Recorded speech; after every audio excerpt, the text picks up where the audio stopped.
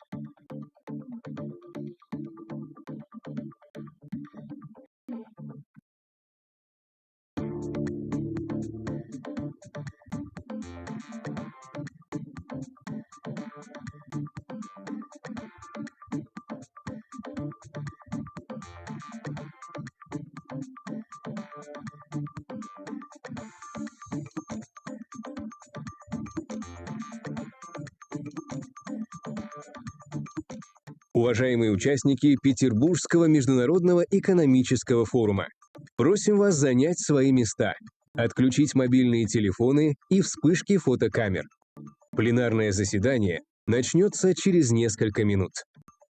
Dear participants of the St. Petersburg International Economic Forum, you are kindly requested to take your seats, switch off your mobile phones, and disable the flash on your cameras.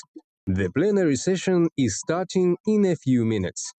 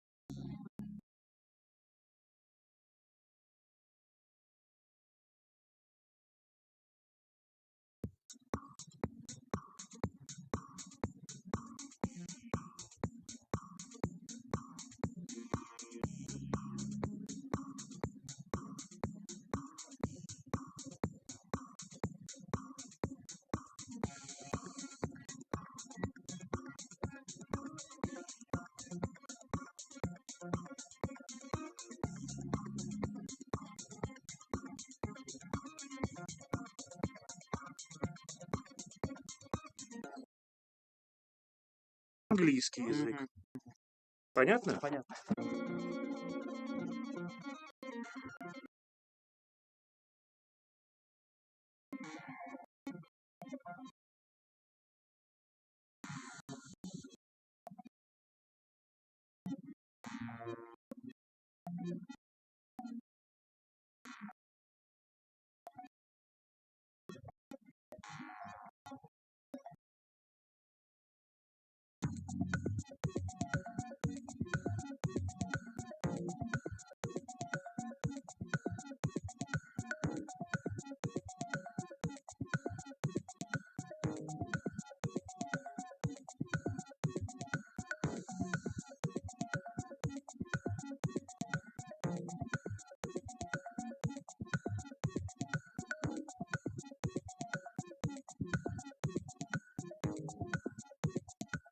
Уважаемые участники Петербургского международного экономического форума, просим вас занять свои места, отключить мобильные телефоны и вспышки фотокамер.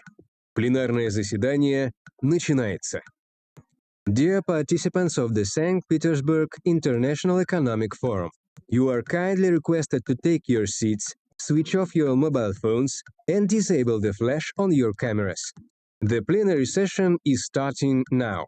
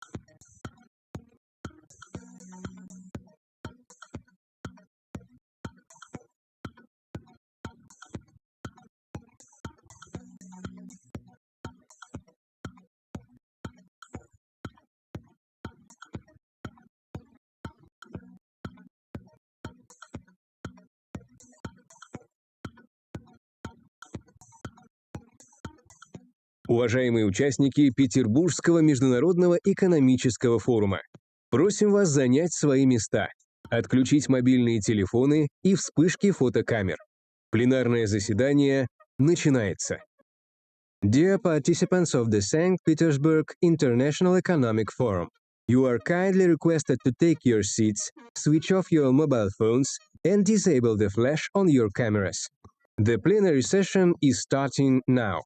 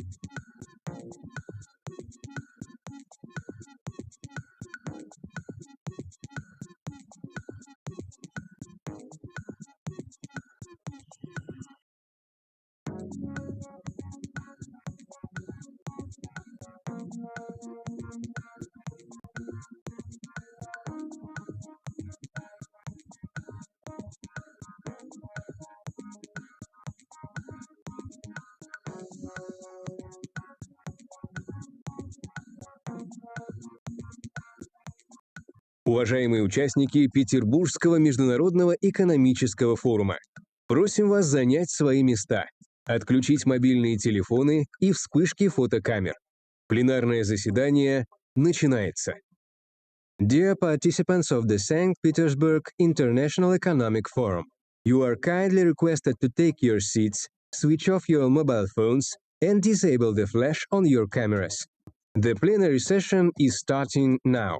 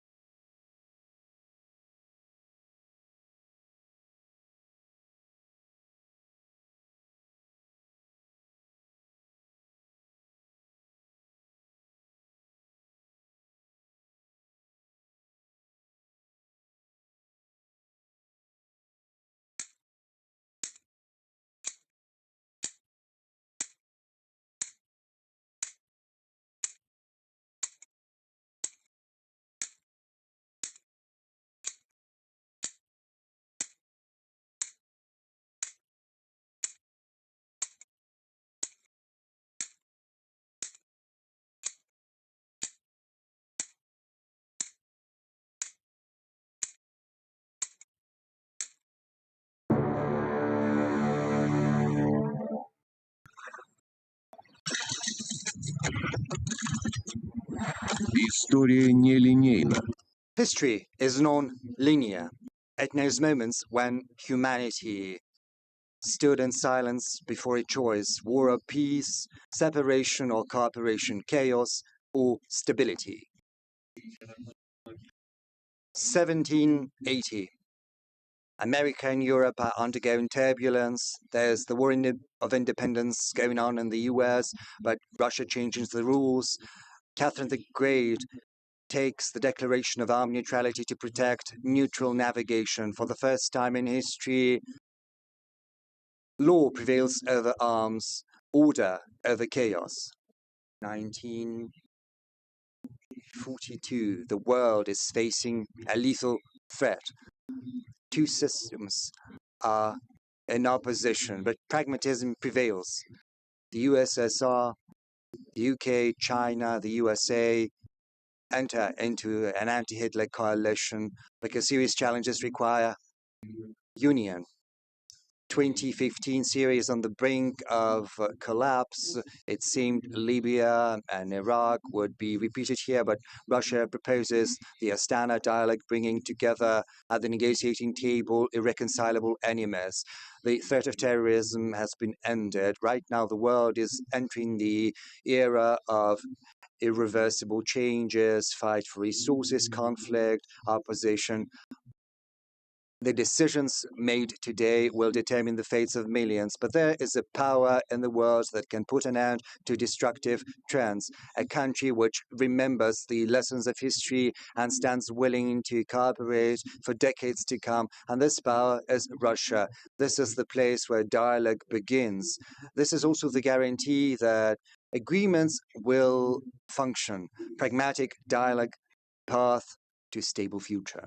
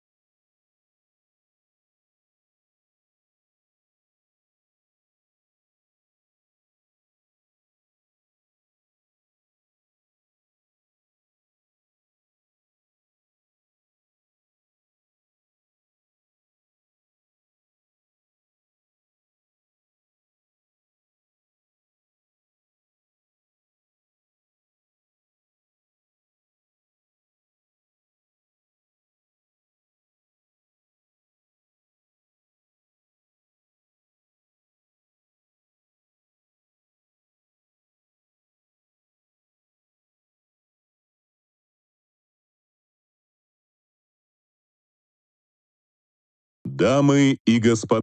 Ladies, gentlemen, President of the Russian Federation, Vladimir Putin. President of the United Republic of Tanzania, Samia Suluhu Hassan. President of the Republic of Uzbekistan, Shavkat Mirziyoyev.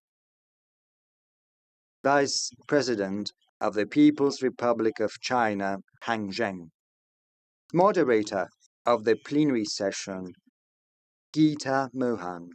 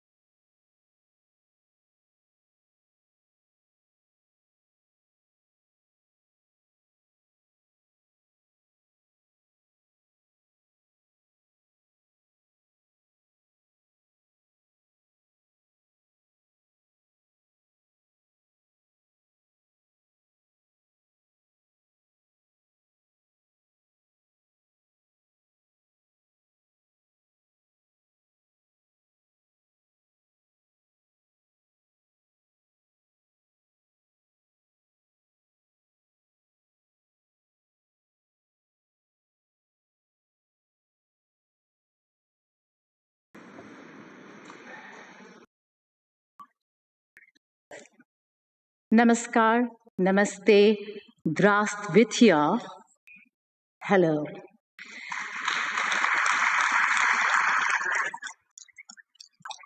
Excellencies, distinguished guests, and friends, it is a privilege to welcome you to this very important conversation at a time when the world is clearly standing at an inflection point. For decades, the global economic order was shaped by a few powerful capitals, a few dominant institutions, and a few accepted rules of engagement. But a new global economic order and architecture is emerging, one that is more diverse, more contested, of course, but also more representative. The countries on the stage reflect that shift. We have Russia, a major power at the center of today's geopolitical realignment. China, one of the world's largest economies and a defining force when it comes to AI, trade, and infrastructure. We also have Uzbekistan, representing the rise of Central Asia and as a region of energy, connectivity, and geostrategic opportunity. And then we have Tanzania, an important African voice led by one of the most significant women leaders of our time.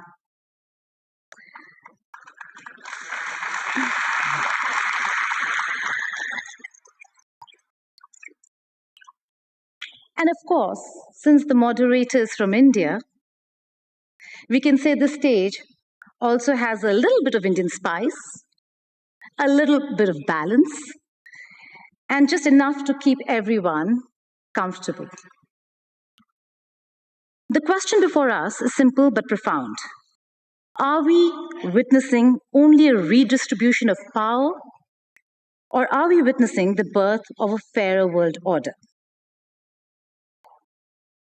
The era of being lectured, pressured, or bullied is seriously being challenged. At the same time, independence is not easy. Strategic autonomy comes with costs. So today's discussion is not merely about geopolitics. It is about price of sovereignty, something President Putin has emphasized time and again. Can countries protect their national interest without being forced into camps or being sanctioned? It is about whether a multipolar world will be genuinely fair or simply replace one center of power with several competing centers. It is about whether BRICS and South-South cooperation can move from rhetoric to real economic instruments. It is about whether alternative payment systems, new trade corridors, energy partnerships, and technology cooperation can give the Global South true agency. And it is about a new world order where countries no longer want to be spoken for, but want to speak for themselves. With that, let us begin our conversation today. I'd like to begin by inviting President of the Russian Federation, Honorable Vladimir Putin, for his opening remarks.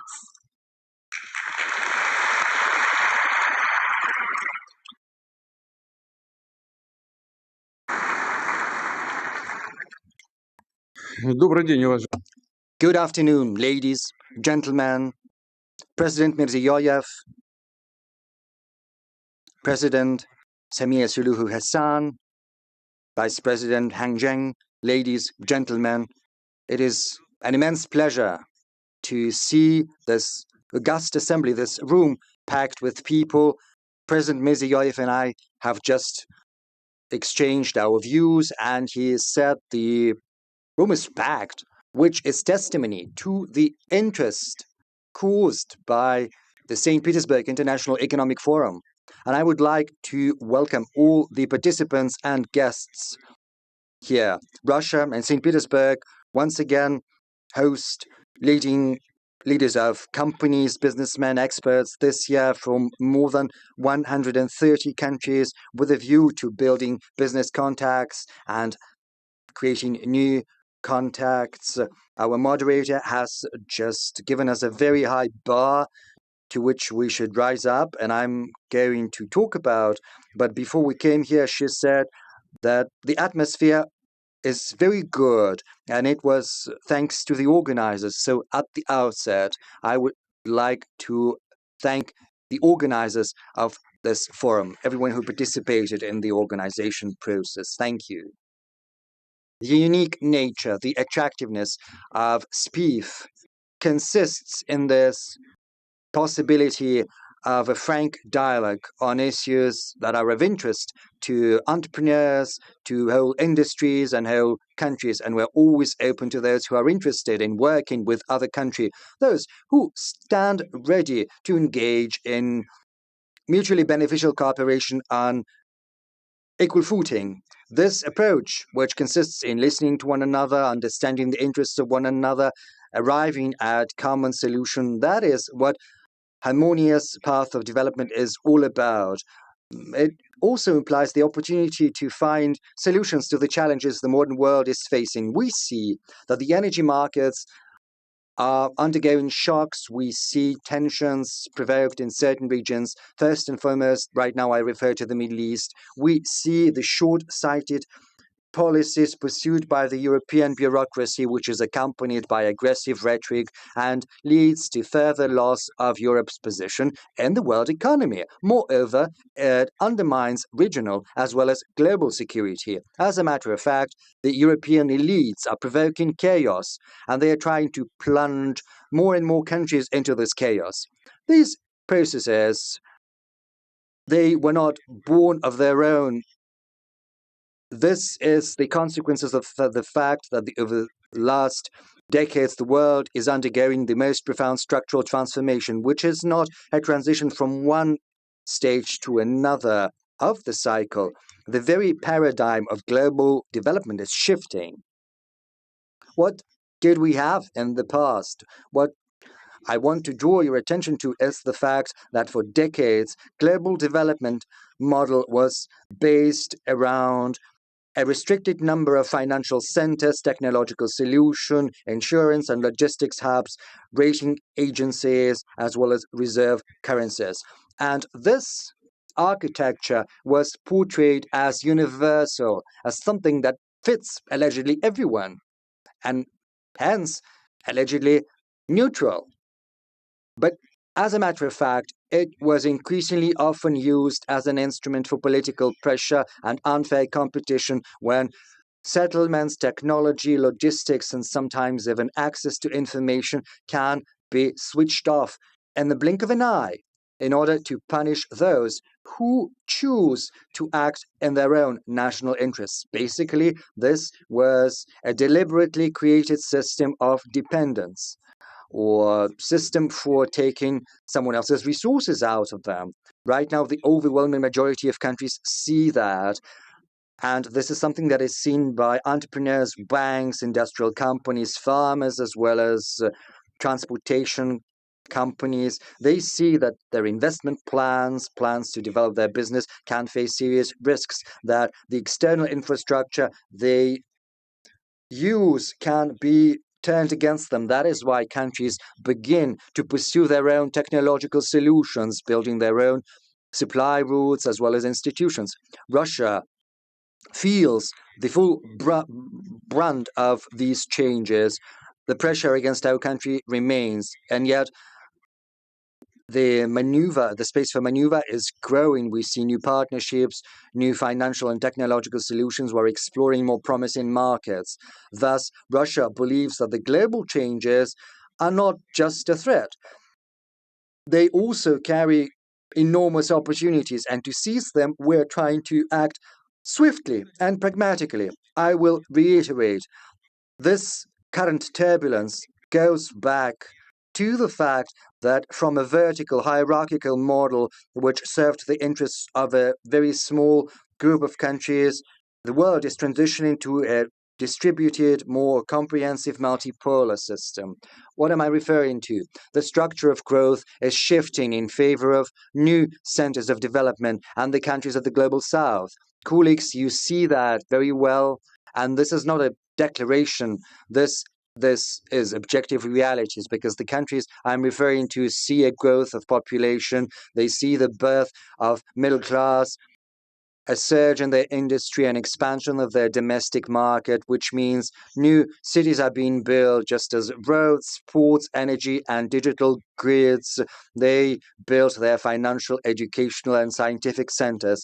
I would like to say in that regard that the world is becoming more equitable, fairer, because economic growth is extending to a growing number of countries, giving billions of people who used to be on the periphery of the global economy new opportunities. Importantly, new centers of growth want to select their trajectory of development on their own. They want to get greater share of value added, build their own logos and standards as well as competencies. So if you look at the global GDP dynamics of the last 5 years, you will see that almost half of its annual growth, 49%, is accounted for by BRICS countries, whereas the contribution of the so-called Group of Seven is estimated at 18%.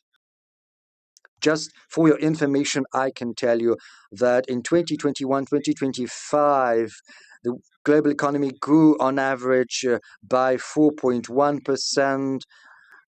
Annually, 2% accounted for by BRICS and just 0.8% accounted for by the G7. Right now, the share of BRICS in the world GDP based on purchasing power parity stands at 40%, whereas the G7 share is less than 29%. So BRICS has already overtaken the G7, and it did so back in 2020, but this gap is increasing. This gap is expected to grow in favor of BRICS. But what are the sources explaining this process? This is due to the fact that BRICS is going to grow at a steadily greater pace. The pace is greater right now, but this trend is going to persist. The G7 is going to grow at best by 1.1% per year, whereas BRICS nations are going to grow by more than 4%. Colleagues, we are not the ones who say that. This is the World Bank and the IMF that are saying that. International institutions have to state this. Of course, it is more interesting to go there where the development is more dynamic. There is a possibility for building your production and selling your products, and that is why the center of the global trade as well as the financial system is going to shift. It is already shifting, and this trend is going to persist. For many years, most flows of trade, capital, and information were going through a handful of Western infrastructure hubs. Even when a good was flowing from one Eurasian country to another Eurasian country, the settlements, logistics, insurance, arbitration were all based on the institutions of third countries, which generated additional costs and created political dependence. Right now, international trade is becoming increasingly efficient. We see growth of supplies without intermediaries. Settlements and national currencies are expanding, new corridors are being set up.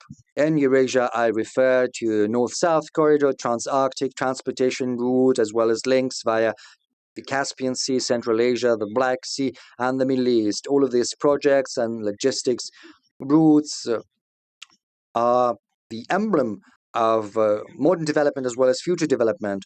To cite an example and to show that the global trade system ceases to be centered around the West, I can say that over the last 25 years, BRICS' share in the world trade in goods has more than doubled. Last year, BRICS accounted for almost 25% of the world export, and this indicator continues to grow steadily, inexorably, just as intra-BRICS trade is growing, and it has exceeded $1 trillion per annum. A special role is taken on by the connected countries that are linking together markets, technologies, financial flows, and the culture of doing business. And I'm not just referring to simple transit carrying goods over a certain territory. The most important thing is to ensure trust, logistics, settlements, legal clarity, and technological compatibility. And this panel discussion is attended by the President of the Republic of Uzbekistan, whom I would like to welcome once again. I would like to thank you for being here with us on this panel. You are at the helm of the country, which is one of the centers of economic growth. Uzbekistan's population is growing rapidly. It is pursuing industrial plans, improving its agricultural as well as energy potential. Its domestic market is growing too. At the same time, Uzbekistan acts as an important link between Russia, Central Asia, South Asia, China, and the Middle East. When your individual development is harmoniously complemented by advantages of links to other centers of multipolar world, well, these examples are going to be increasingly numerous, and this fully applies to another guest of ours from Tanzania. Once again, welcome, Madam President. Tanzania plays a similar role in East Africa. There's another important trend I would like to point out. The global trade architecture is drifting away from its original principles of the World Trade Organization. Starting from the beginning of the 21st century, the number of bilateral, regional, as well as mega-regional trade arrangements has more than quadrupled. Why is this happening? The erosion of the World Trade Organization was set off by the very authors of these organizations, the Western nations to be more precise. When it benefited them, they promoted the WTO, they invited other countries to join, but once the West started to lose in this competition, universal common rules for the trade introduced by the WTO lost their interests to them. They became more of a burden. And that is when they turned to unilateral restrictions and so-called sanctions, and thus the Western countries basically switched off the WTO mechanisms, undermining trust in them. And once there is no trust, the institution can no longer function properly. And that means the businesses, the countries will have to find another solution. And they are doing that in the form of bilateral as well as multilateral trade arrangements. I said that before, sanctions and basically the theft of Russia's international reserves has had an irreversible effect on the positions of the world currencies, namely the US dollar and euro. This is an evident fact we have to recognize. Right now, all countries without exception, and I would like to underscore that, just as Russia can instantaneously lose access to their legitimate assets denominated in USD or euro, they can also lose access to the Western financial and payment infrastructure. You and we understand that this is all about unfair competition. There can be different pretexts to start that, and they will always find something. In our case, this is the conflict in Ukraine. This can also be the conflict in the Middle East, conflicts in Africa, or the attitude towards the LGBT community. You can find fault with anything, but the basic rationale is basically unfair competition. Another thing that undermines trust in the West is the deplorable state of their public finance. I refer to high public debt and high budget deficit.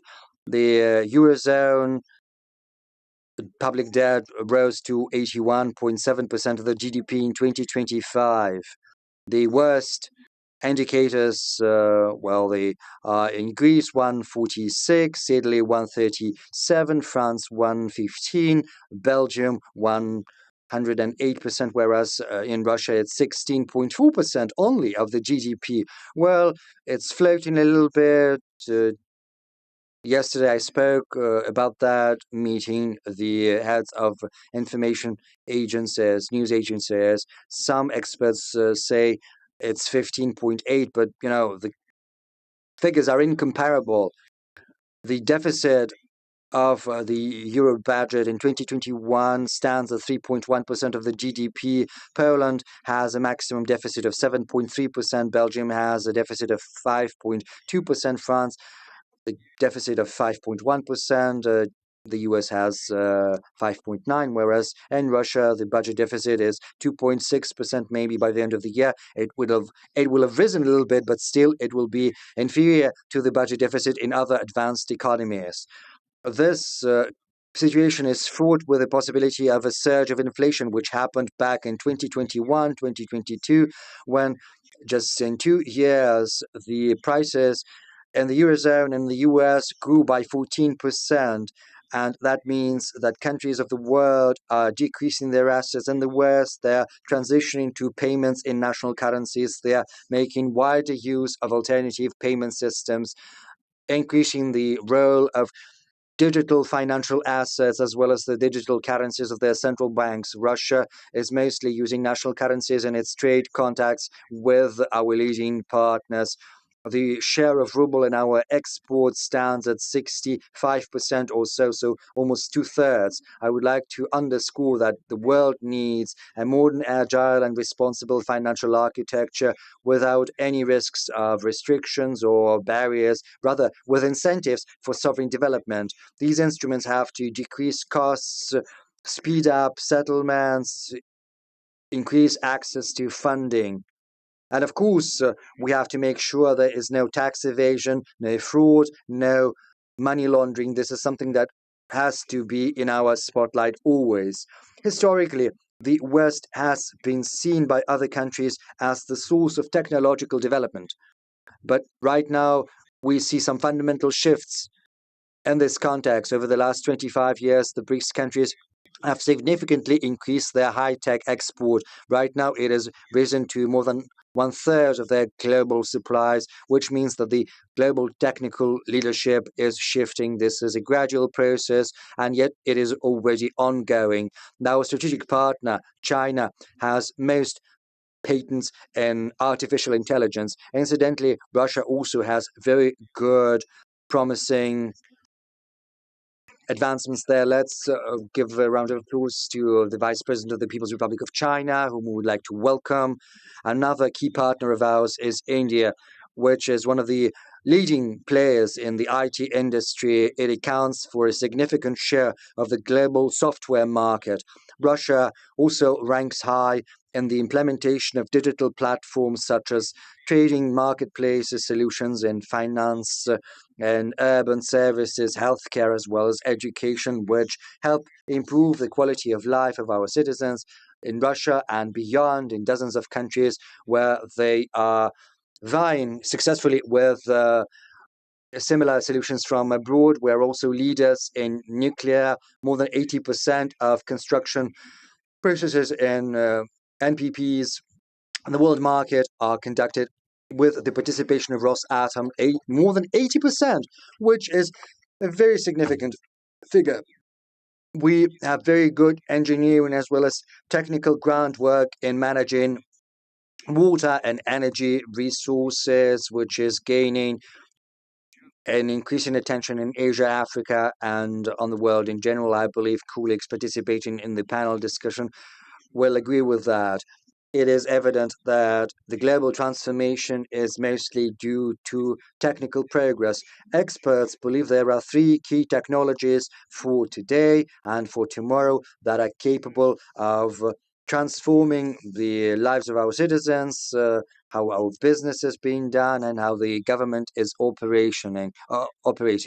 I refer to artificial intelligence, which allows processing big chunks of data and making the best solutions in almost all fields. Another technology is autonomous systems, which can radically increase labor productivity and transform whole industries. And third, platform-based solutions, which allow market participants to work directly in real time and autonomously to exchange information and to conclude deals. Experts and scientists believe that the countries and groups of countries that have their own set of technologies in AI, autonomous systems, and digital platforms will become centers of sovereignty in a multipolar world. Moreover, without these technologies, real sovereignty is going to be unachievable. I would like to underscore the technological base is of paramount importance to countries with big population, vast territories, and unique cultures. These countries can't act as simply consumers of solutions offered by someone else. Otherwise, they risk becoming subject to foreign control via foreign platforms. And the question is how these platforms are going to be used. So big countries, true civilizations, are facing a historical choice. Either they come up with their own platforms and technological systems, or they are relegated to the digital periphery. And one should not be laboring under any delusion.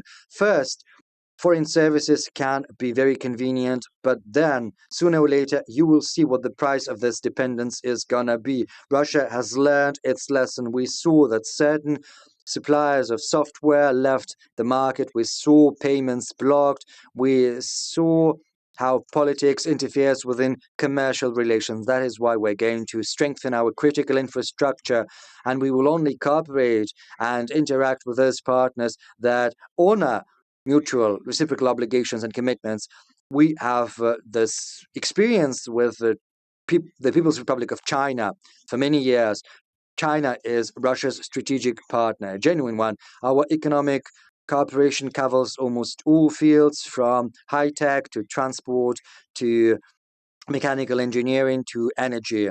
Distinguished friends, as I said, the global leadership in the world economic ties is conditional on whether the country can ensure its own sovereignty. I wouldn't be exaggerating if I say that this race for sovereignty has started, has kicked off, and it's gaining traction. We're not just talking about the capability to oppose external pressure and defend national interests. This is about the quality of the government, the economy, and society. Sovereignty implies being smarter and being stronger. That means being able to better manage your resources, to better invest, including in your technical development. I will highlight that genuine sovereignty requires efficiency.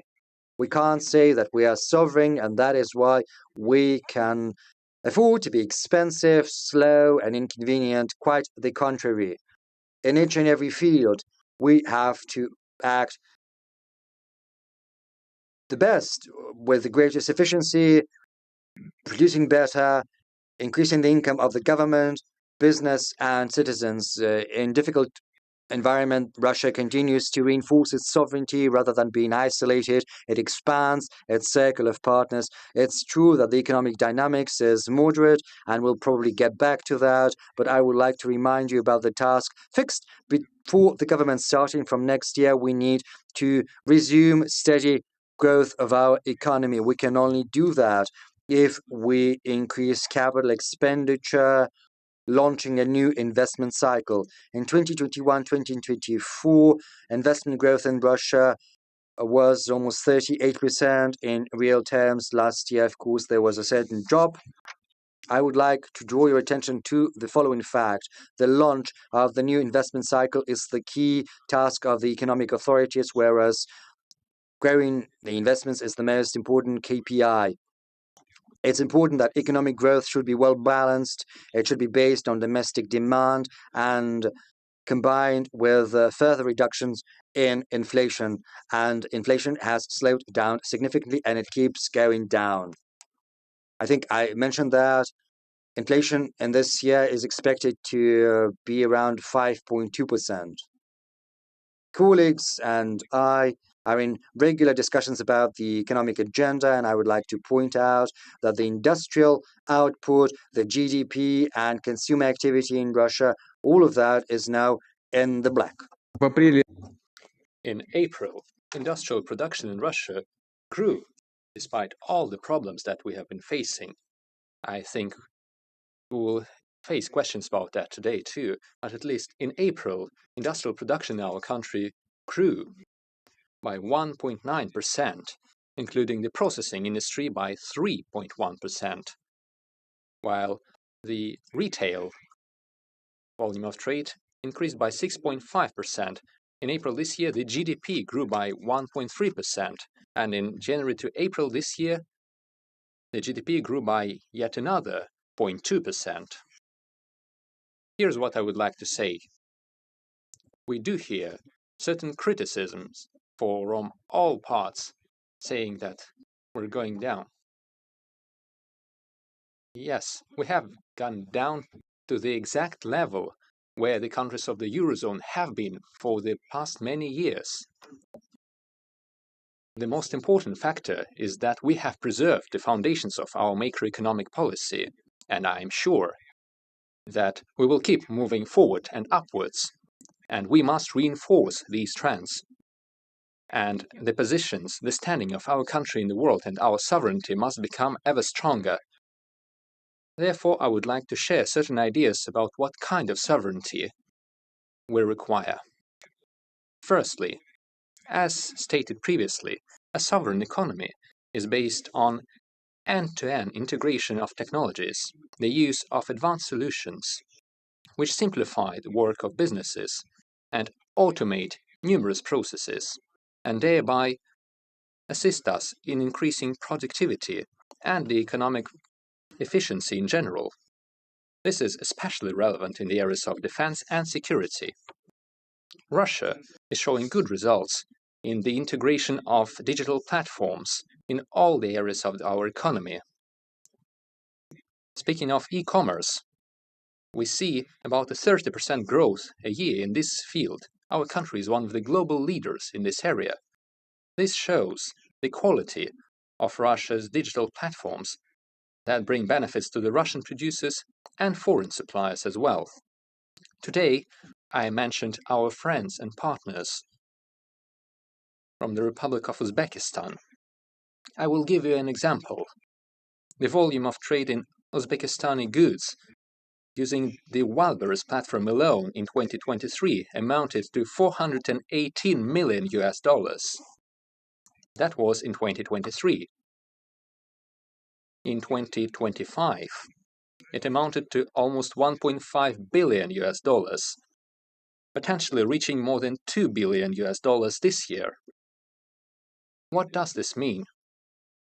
The producers of various kinds of goods, including small and medium-sized enterprises and producers, use this platform to access the Russian market. And more than just the Russian market, they have access to other markets as well. And the volumes keep growing. And the people work more efficiently and make more money. Small and medium-sized enterprises are developing. And at the same time, this happens using modern logistics, modern systems of taxation and fee payment. And we can only welcome such solutions. The volume has already grown by 3.5 times and continues to rise, thanks to access to all the consumers on the Eurasian economic space, and access to the partner countries, for example, in the dynamic African continent. This is also what we see using our platforms. Today, this Russian platform opens opportunities for businesses to reach more than 500 million potential customers across the world, and the numbers keep growing. Therefore, Russian digital platforms become a true driver for developing our partners' economies. The introduction of platforms in Russia involves trade, transportation, finance, logistics, tourism, as well as healthcare, education, media, and other spheres.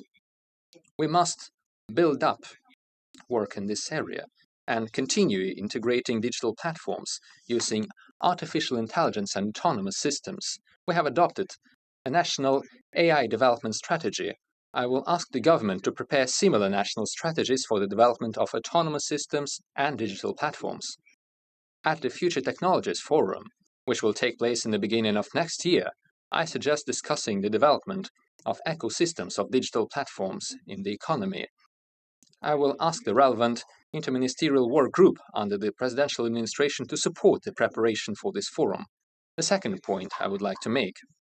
Today and in the future, the sovereignty of the country is defined by people, their knowledge, their professionalism, their capacity of learning new technologies, creating new advanced goods, services, and entire niches in the market.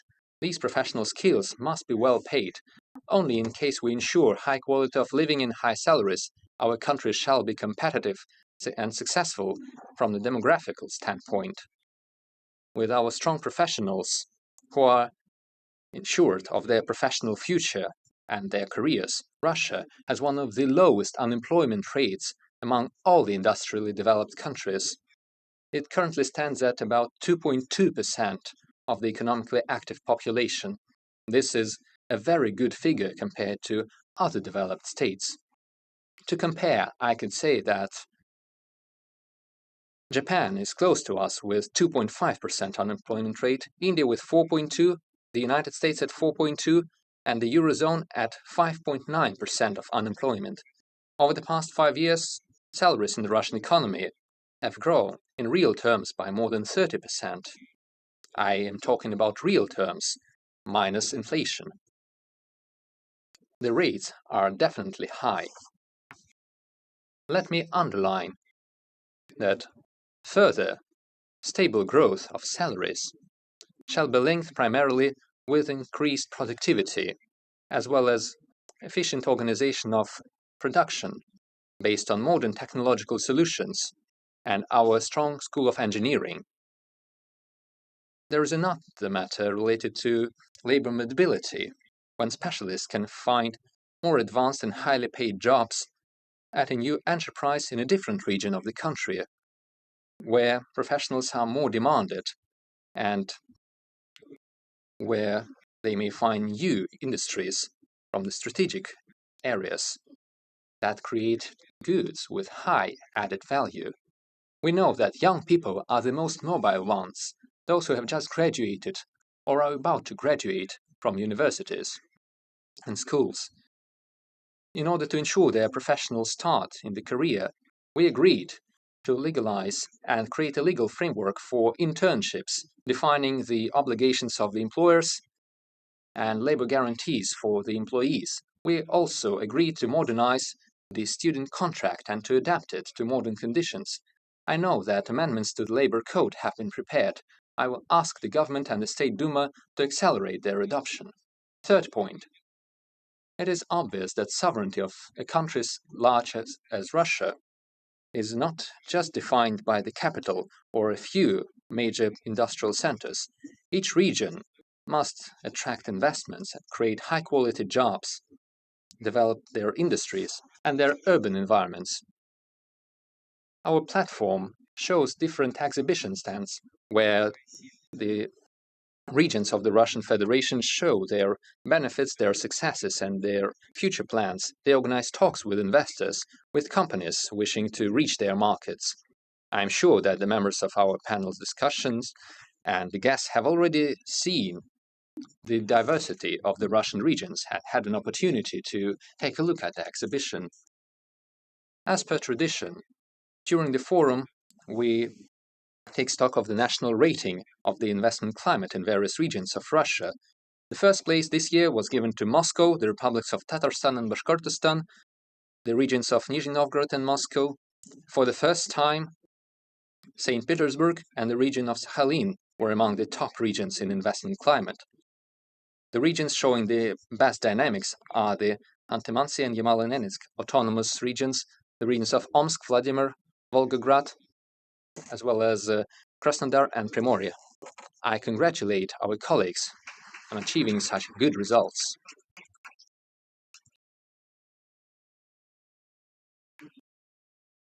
We shall continue providing the necessary financial support to the regions, including using the infrastructural budget loans.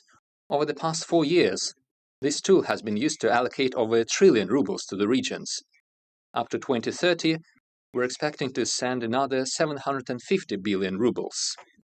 At the same time, we cancel the debts of the regions on budgetary loans. Over the past 2 years, this amounted to almost 440 billion rubles, and this year we will postpone the payment of such debts by over 100 billion rubles. The regions may allocate these funds for development projects. Let me add that starting this year, the national rating of the investment climate takes into account another area. I am talking about the reduction of the investment construction cycle on the cultural heritage side. Old houses, mansions, buildings. The priority is to repair them, to renovate them, make them available for visits by the citizens. This is especially relevant for the cities of central Russia, for our tourist points of attraction, including those on the world-renowned route of the Golden Ring. Let me take note of successful work on cultural heritage sites in the regions of Yaroslavl, Nizhny Novgorod, Lipetsk, and Novgorod, as well as the Republic of Tatarstan. I hope that other regions will follow their example. Speaking of the restoration of cultural heritage site and speaking of development of the regions of our country, it is important to use the capacity of our business partners, major enterprises playing a defining role in the economies of certain regions. A decision has been taken to prepare mechanisms for the involvement of such enterprises in the construction sphere, in the construction of social infrastructure, kindergartens, schools, hospitals, and clinics. I will ask them to finish this work in the shortest terms. We have agreed that major state companies and corporations shall move from Moscow to the regions in order to decrease the load on Moscow and give a new push to the development of businesses in the regions, to increase their revenues and to create new jobs. Mr. Sobyanin, this wouldn't hurt Moscow, I believe. We have positive examples of such relocations of major enterprises like the Roshydro Company and PSB Bank. The United Engine Construction Corporation has also taken similar decisions. The Russian railroad company is finalizing such steps, and other railroad construction companies are also considering such decisions. I understand the difficulties related to the relocation of companies, but we need to be more active in such efforts. Furthermore, modern entrepreneurship is not only about business development. This is a truly creative work, which creates a more comfortable urban environment and entire new cities which are comfortable and attractive for life. We have such examples. I believe it is important to support initiatives of private investors to give them more creative freedom using new economic and constructive solutions, to connect high-tech investments, tourism, culture, creative solutions and local identity as part of the special legal regime. We also need to consider the possibility of collective investment into urban environment projects. I'm talking about the mechanisms that would allow the citizens to be directly involved in the development of their own region or their village, to invest into the improvement of the places where they live. I asked the government, together with the Institutes of Development and the Strategic Initiative Agency, to establish the legal framework for that. The next point, a strong sovereign dynamic economy means more private initiatives. It is the entrepreneurs and companies who establish new market niches, produce new goods and services, and stimulate employment. To ensure high business activity, we need predictability and stability of the investment climate. Business shall clearly understand the taxation system, the tariffs, the regulations, the measures and mechanisms of support by the state. In general, they must understand the working conditions for years to come. We have already fine-tuned the taxation system, and we have created the system of supporting investments at the federal and regional level. We cooperate with the business community, and we have prepared a national model of target conditions for doing business. I'm talking about specific steps to simplify registration of companies and for filing financial and taxation reports. We shall continue such work, making it more comfortable, to connect companies to the infrastructure, to improve the efficiency of law application, and so on. Let me emphasize that the national model must bring tangible results for businesses and for entrepreneurs. I will say a couple of words about the systemic work with small and medium-sized enterprises. We have done a lot to make sure that the young entrepreneurs can easily start a new business, start their production, and provide highly demanded services for the population. As businesses grow and develop, sometimes there are certain organizational difficulties and additional financial burdens, and not every entrepreneur is ready to deal with them. We must minimize such costs and ensure a seamless transition of businesses to the higher category, including using ready-made digital solutions and individual support and assistance. I ask the government, together with the Web Bank and with the business communities, to prepare a concept for a smooth transition for growing businesses, which would encompass all the stages from self-employment to individual entrepreneurship and then to an enterprise with all the boons of corporate management. And we must take into account the transition of the economy to greater use of digital platforms. Let me point out the following. This topic has been in the center of discussions, as I know. Starting from this year, the revenue threshold for the application of simplified taxation system has been reduced. It currently sits at 20 million rubles, going down next year to 15 million rubles and down to 10 million in another year. We have discussed this issue with the business community in great detail, as well as with the chair of the government of the Russian Federation. I believe it is possible to postpone the further reductions of the threshold of revenue.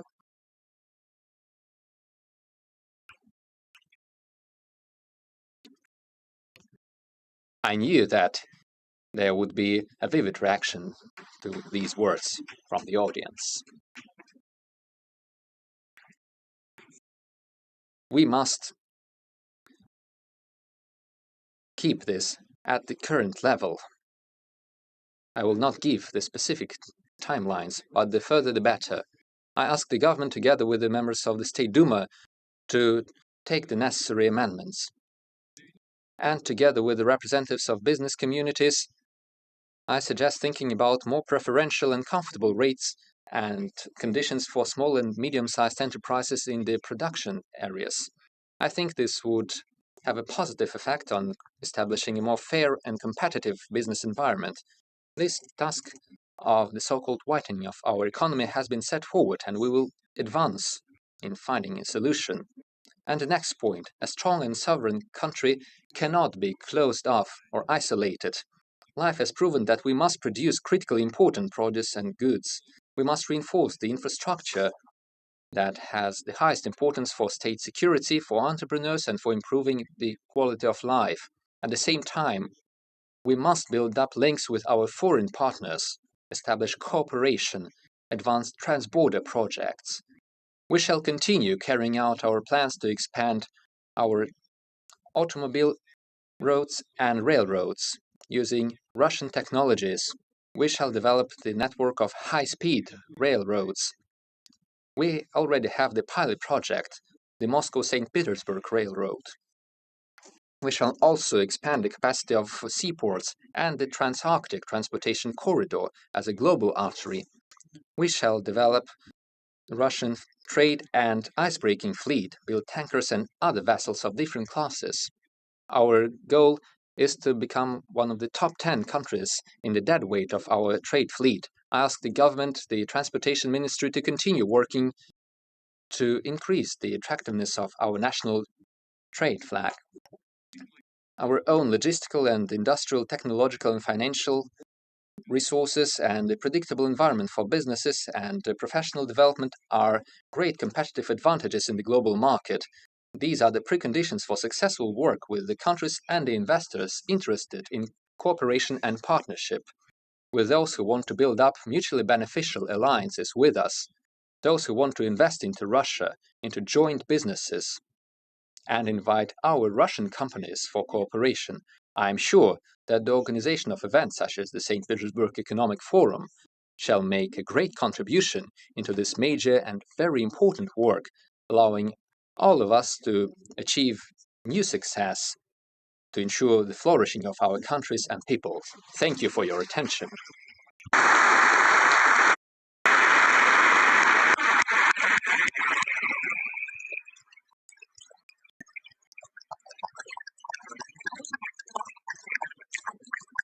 Thank you so much, President Sir, for setting the tone and tenor of the conversation that we'll be having. But before we go further, let me invite the President of the Republic of Uzbekistan, Honorable Shavkat Mirziyoyev. Thank you so much, sir. Please.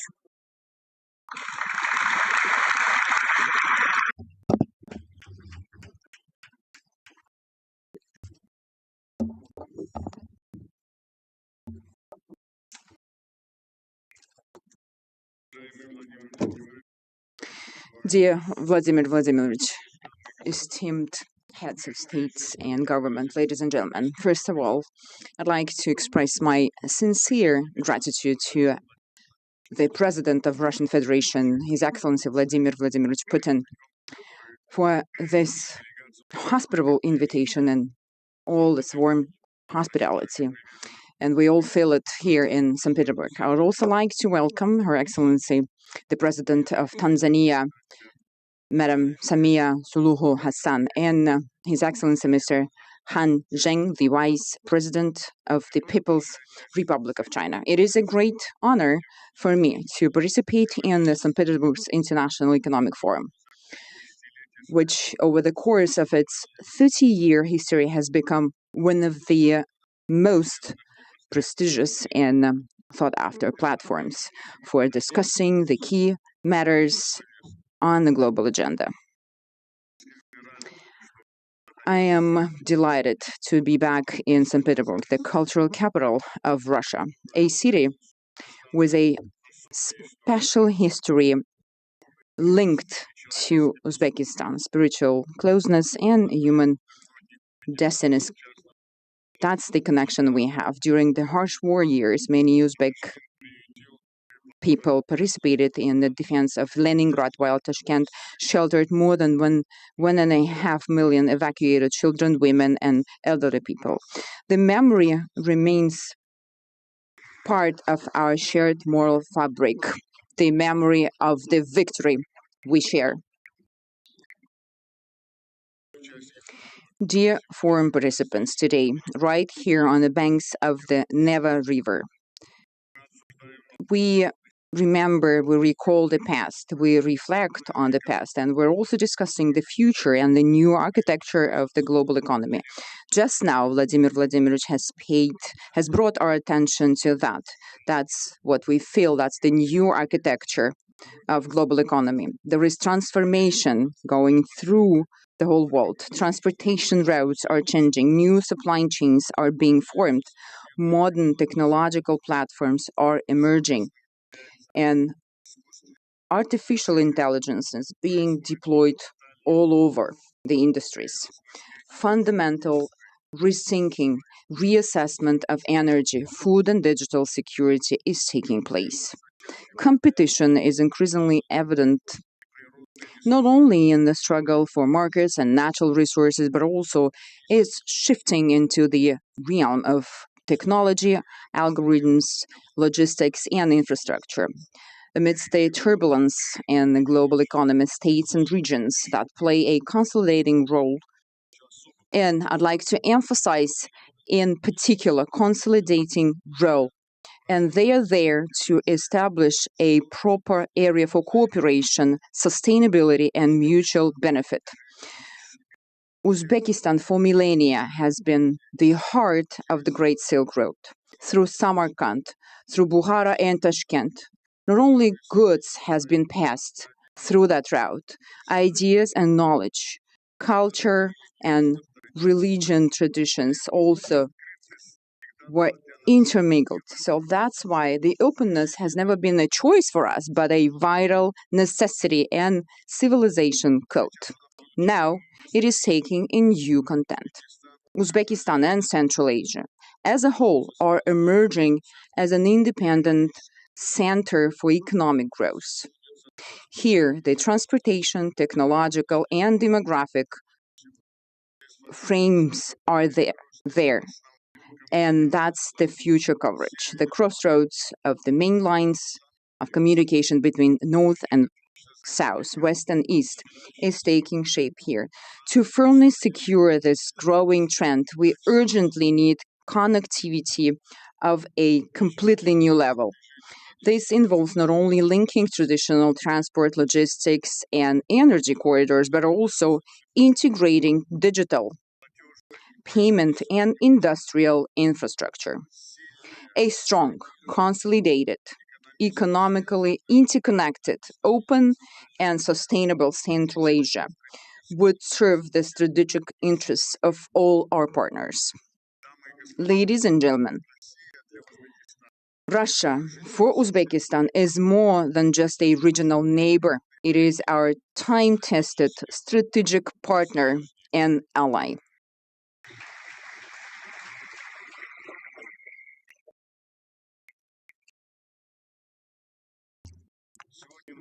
Today, our relations have entered a new era. Our cooperation has become multi-level, multifaceted.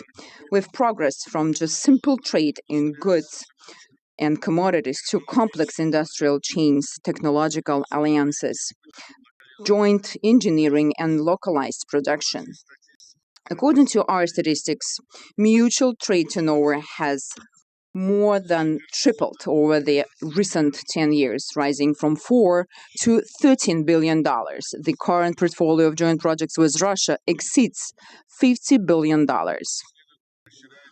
Trade and economic cooperation between the regions of our two countries is steadily expanding. Our main partners are involved completely: Moscow and St. Petersburg, the Moscow and Leningrad regions, Tatarstan and Bashkortostan, the Krasnoyarsk and Perm Krai, and those are actively involved in the processes, which are also representing other Russian regions.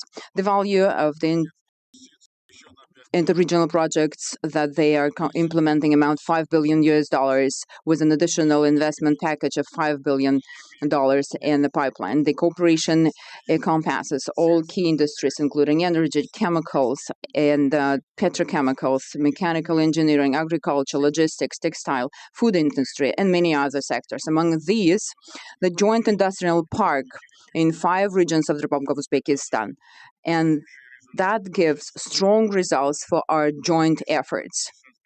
So the establishment of rail car manufacturing cluster in Tashkent deserves special attention. I'd also like to focus on the energy sector. Through investment projects, including those involving Russian partners, we've increased our electricity production by 1.5 times, from 58 up to 87 billion kilowatt hours.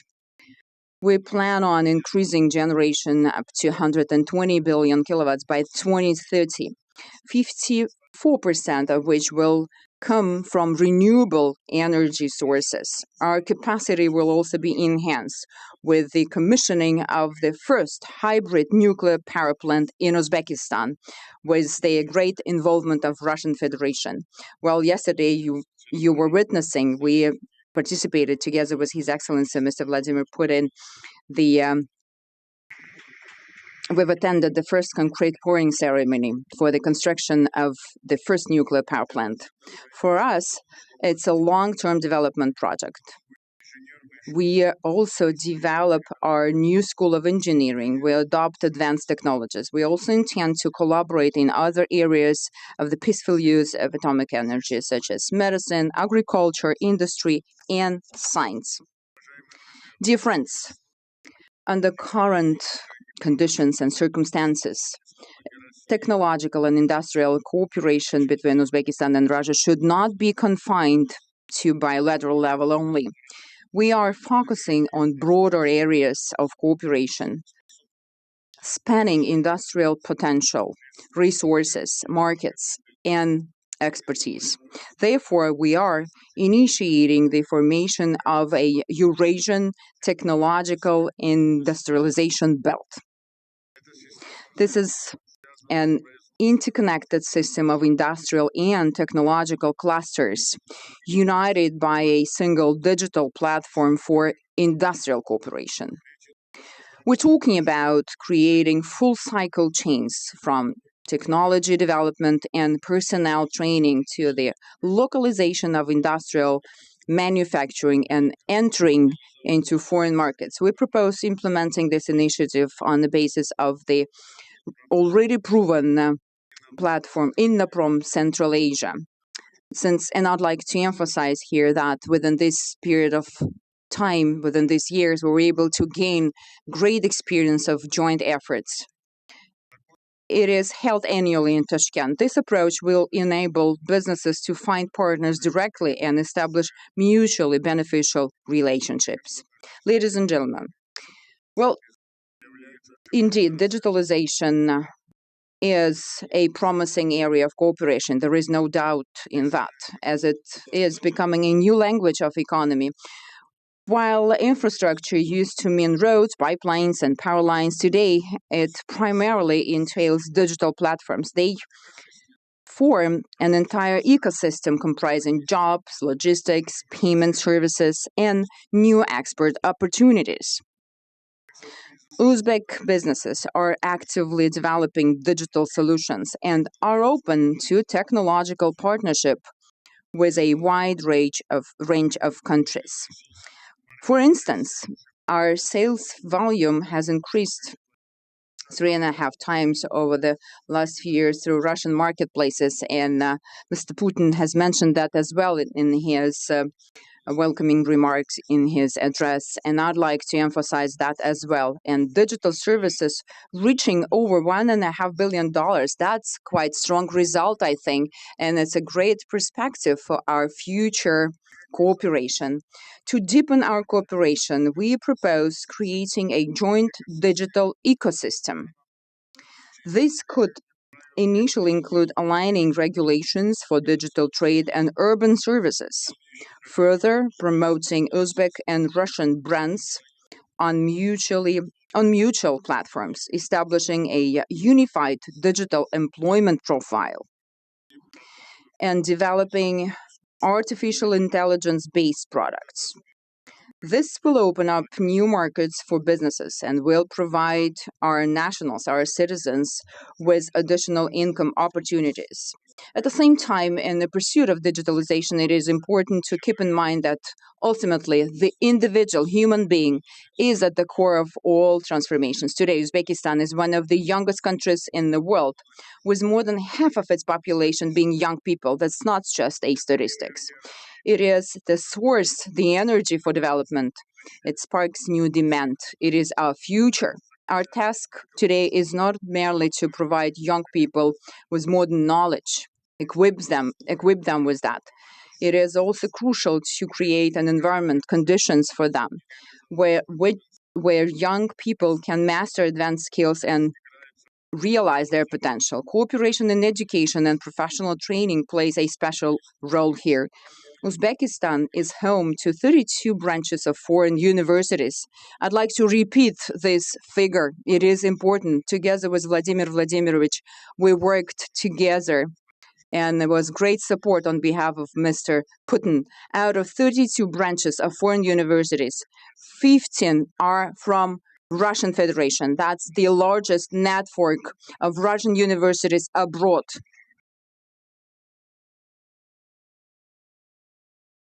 At the same time, vocational education is of a great importance, especially with an emphasis on implementing practice-oriented training programs. We already have some successful examples, such as launching of the first joint engineering schools in Al-Malik and Tashkent. Online learning services could be an efficient mechanism for cooperation in this area, as they would enable young people, even in the most remote regions, to acquire the necessary knowledge. That would fundamentally change the labor mobility model and elevate its organization to a qualitatively new level. So in that regard, we propose creating a joint online platform for human capital development. The platform will link education, professional training, and the labor market. The system could integrate educational programs, language and IT courses, support for young entrepreneurs, and access to employers. For the youth, it will be a clear pathway into new economy. For businesses, it will be a great access to a pool of trained specialists. For universities and colleges, well, they will benefit from connection to real market demand. For Uzbekistan and Russia, it represents a long-term, and that's the most important thing, investment in our most valuable asset, our people. And if Vladimir Vladimirovich would support me on that, we will task our respective ministries to launch such a platform without any delay. Vladimir Vladimirovich, can we do that? And I would like to highlight tourism as a separate humanitarian foundation for our partnership. This industry is best suited to foster the economy of trust. When people come to Uzbekistan, they experience not only monuments and cities, but also the culture, hospitality, the business environment, and business opportunities. In 2025, we hosted nearly 1 million Russian visitors, and we are ready to welcome even more this year. To this end, we are developing our tourism infrastructures, and not only that, but also creative economy. By 2030, creative economy will account for 5% of our GDP. Thereby, it will become one of the key drivers of economic growth. In order to strengthen cultural and humanitarian dimension of our cooperation, we propose launching the project named From Samarkand to St. Petersburg, and that will be Creative Tourism Corridor.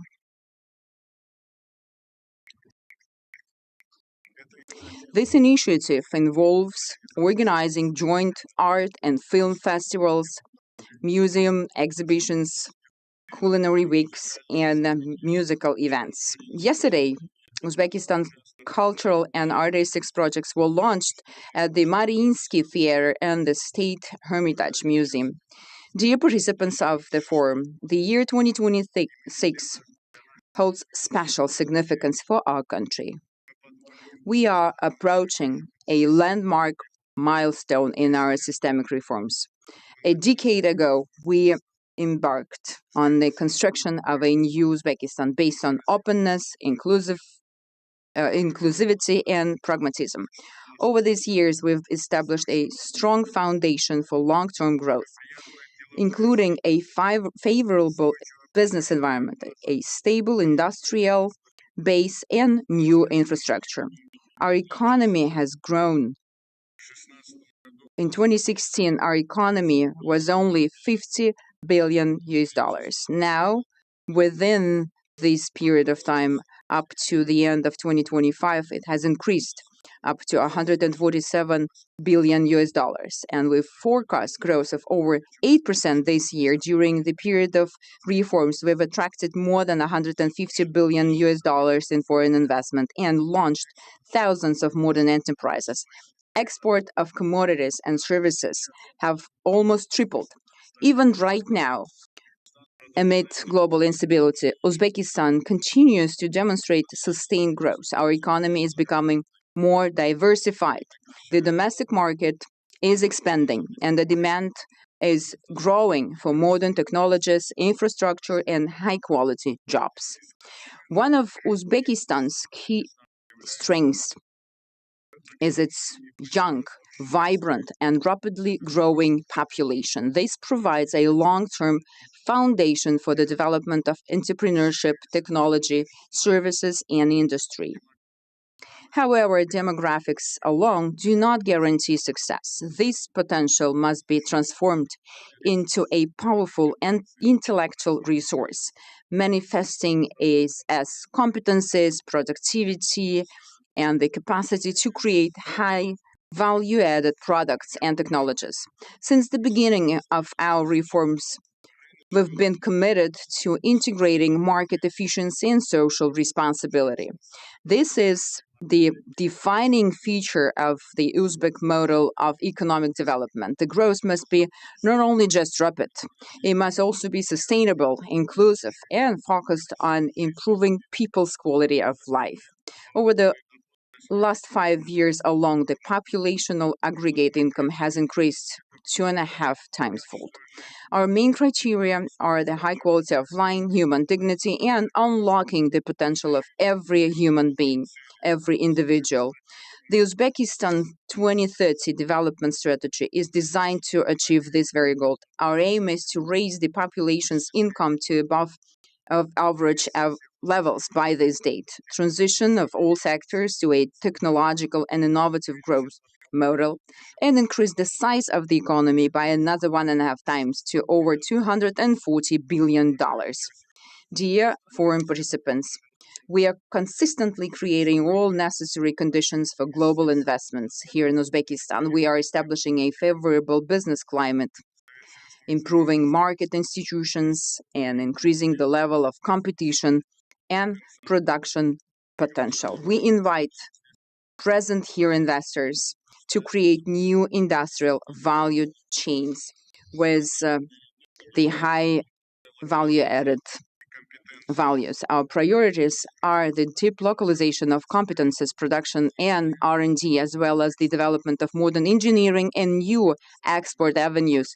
This is particularly important in the sectors where the new economy is taking shape today: industrial processing, agri-tech, biochemistry, robotics, digital solutions, artificial intelligence, and infrastructure projects. We see great potential for cooperation through public-private partnerships in the various sectors, including energy, aviation, education, and geology, and many other areas. We offer interested partners not only the access to growing domestic market, but also the access to neighboring countries and regions. Dear friends, Uzbekistan is a reliable and predictable country for the global business community.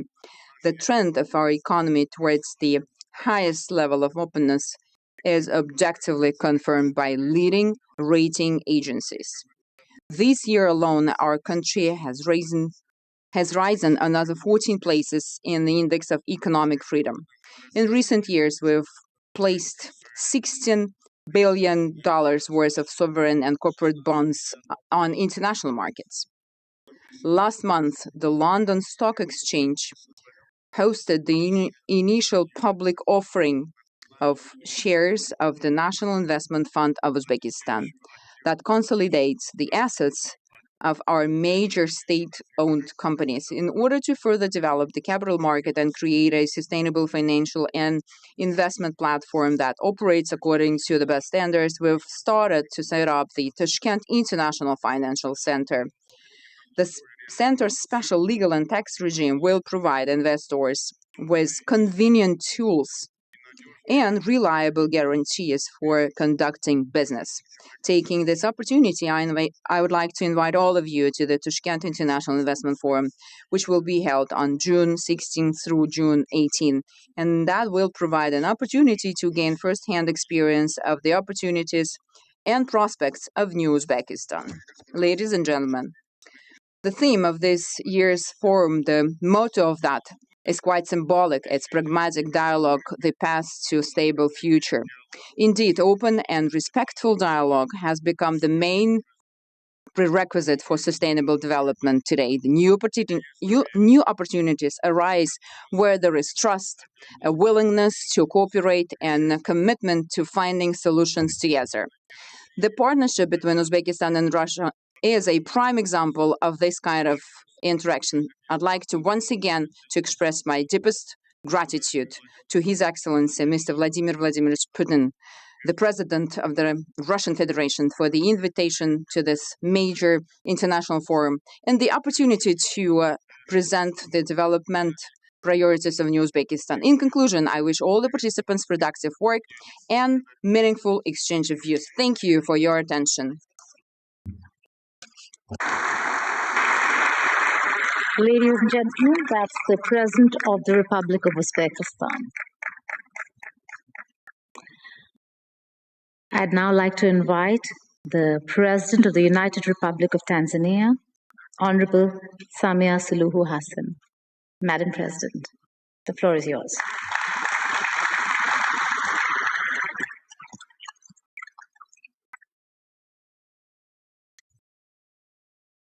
Your Excellency, Vladimir Putin, President of the Russian Federation, and our gracious host, Your Excellency Shavkat Mirziyoyev, President of the Republic of Uzbekistan, Your Excellency Zheng, Vice President of the People's Republic of China, honorable ministers and heads of delegations, distinguished captains of the industry, scholars and friends of Africa, ladies and gentlemen. At the outset, permit me to convey warm greetings from the fraternal people of the United Republic of Tanzania. Greetings from the snow of Mount Kilimanjaro, the highest freestanding mountain in the world. Thank you. Greetings from the great plains of the Serengeti, where the wildebeest migration writes one of the nature's oldest and most magnificent stories, and greetings from the Spice Island of Zanzibar.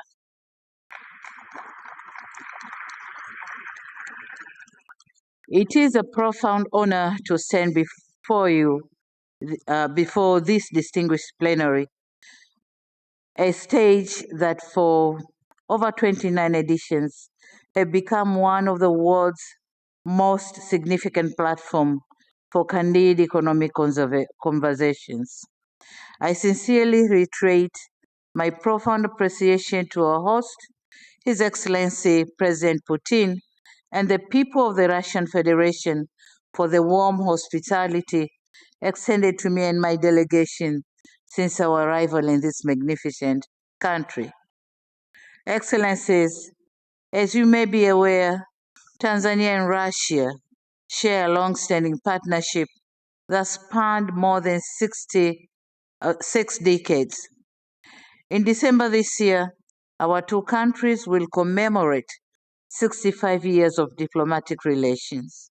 Certainly, we do not take this milestone for granted. We treat it as an enduring testament of strong commitment to a mutually beneficial partnership that seek to uplift the lives of our people. Excellencies, Tanzania is one of the fastest growing economies in Africa. Our economic growth currently stands at 6% and projected to expand to 6.3% by the end of this year. The goal is to attain an upper middle income economy status with a per capita income of around 7,000 United States dollar, in line with the Tanzania Vision 2050. In order to achieve this goal, we are building 3 pillars at once. We are prioritizing construction of transport infrastructure, including the Standard Gauge Railway, with plans to connect the Dar es Salaam port to the land-linked countries of Rwanda, Burundi, and the Eastern Democratic Republic of Congo.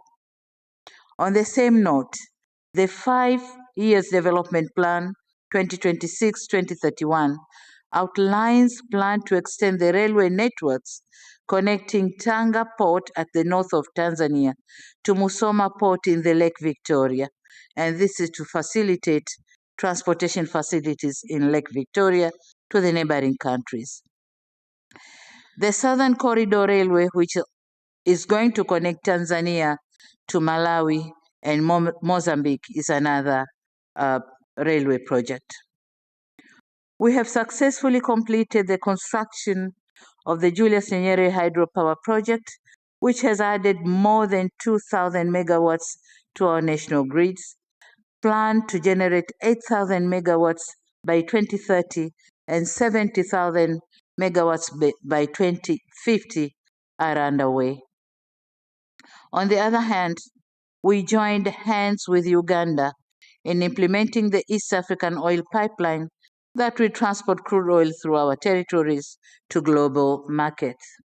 Similarly, we are expanding the soft infrastructure by increasing the broadband coverage to more than 95%, also building of more data centers and extending cross-border fiber as part of our national ICT broadband project. This project stretches beyond our borders and connects to the neighboring countries of Kenya, Uganda, Rwanda, Burundi, Zambia, Mozambique, and Malawi, positioning Tanzania as a regional digital hub for landlinked countries. Excellencies, allow me now to narrate a thought that I believe deserves a place in this forum. By 2050, 1 in 4 human beings in this planet will be African. Africa will be the only continent on Earth still adding workers to the global labor force on a large scale. Africa will host 9 of the world's 20 fastest growing economies. Africa's middle class will exceed 1 billion people, and the African Continental Free Trade Area, when fully operational, will constitute the largest single market in the world by population. This is not just a forecast, but an arithmetic. Africa is destined to grow. The question, however, is on what terms, with which partners, and whose model of growth. Africa somehow has chartered, Africa somehow has chartered its own development model. It is clearly articulated in the African Union's Agenda 2063, operationalized through the African Continental Free Trade Area, the Program for Infrastructure Development in Africa, and the development plans in our regional blocks. To date, talking of our bilateral relation between Tanzania and Russia, to date, relations between our investment authorities, the Russia's Roscongress, and the Tanzania Investment Authority have been formalized through signing a memorandum of understanding which will open a new bridge of business to Tanzania. Concrete steps have been taken to review our laws and regulations for purposes of creating favorable investment environment and henceforth attracting more capital investment. In 2025, we created a one-stop center for all investors coming to Tanzania. New companies can now register online within 24 hours.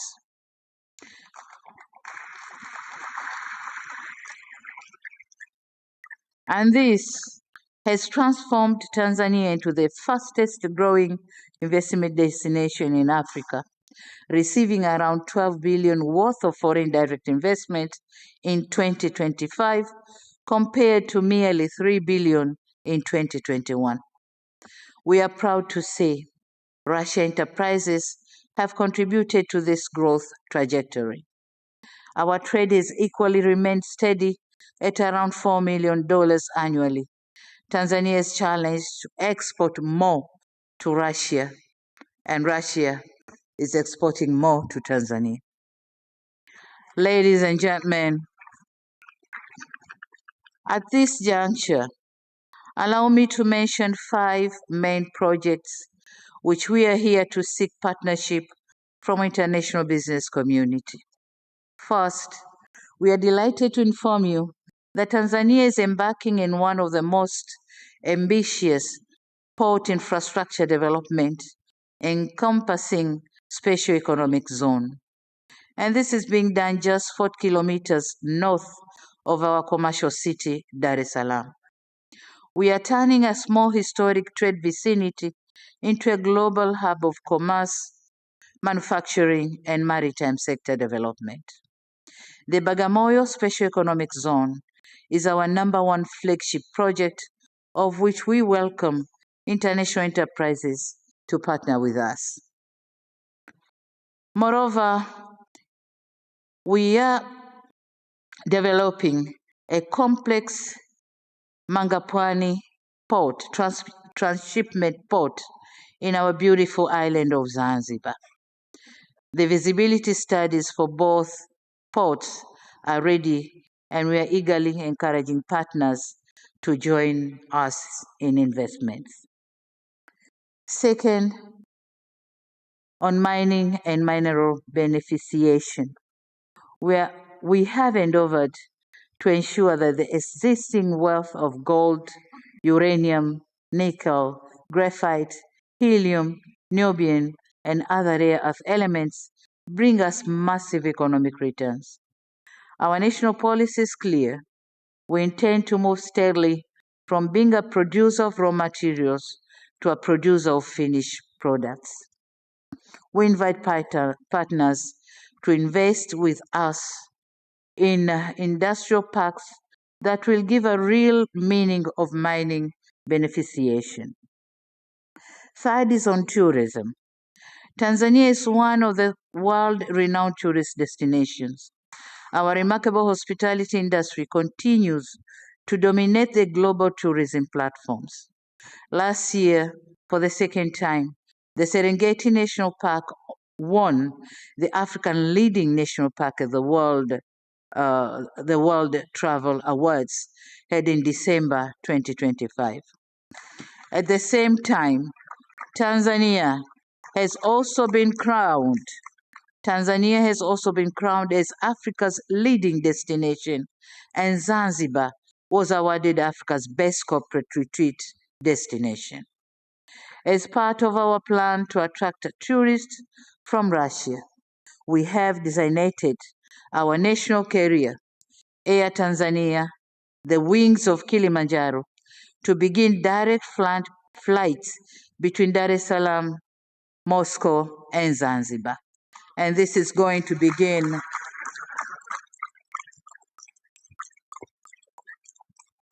the first flight is expected to be on the 2nd of July this year.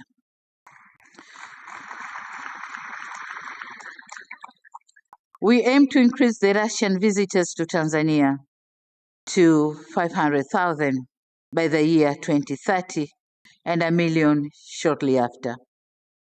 Fourth, as part of efforts to transform the agriculture sector and enhance food security, we have prioritized local fertilizer production to sustain our growing domestic demand.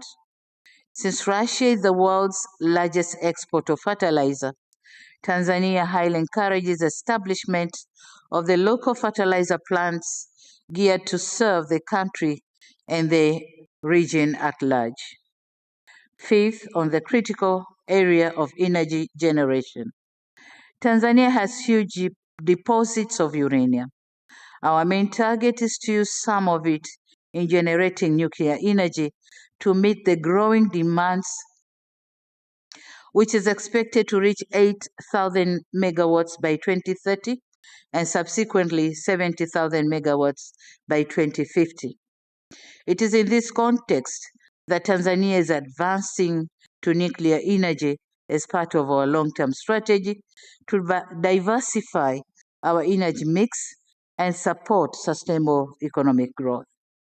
To guide this effort, we have developed an ambitious national roadmap for nuclear power development, including the use of small modular reactors in our long-term energy strategy.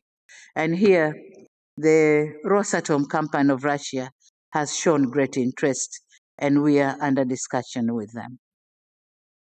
In conclusion, Excellencies, it suffices to say that the world is moving faster that necessitates developing countries to keep the pace. We must go where the wind blows. Indeed, this is a time for partnership, clarity, and trust. Above all, it is a time for us to take charge and realize our full potential. In this situation, I dare say that Tanzania is open for business. Tanzania is ready for new ideas and innovation. Tanzania is open for collaborations with international partners. This meeting has been a useful platform for enriching engagement in such endeavors. We are confident that the outcome of this forum will contribute significantly to promoting greater partnership in trading and investment. Your Excellency, President Putin, permit me once again to reiterate my gratitude to you, Your Excellency, for the generous invitation to be part of this important engagement. I also look forward to closer and greater economic collaborations between Tanzania and the Russian Federation, as well as other international enterprises who are ready to work with us. Asante sana. Spasiba Bolshoi. Thank you very much.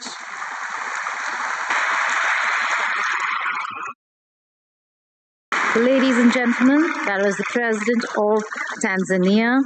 Tanzania is open for business.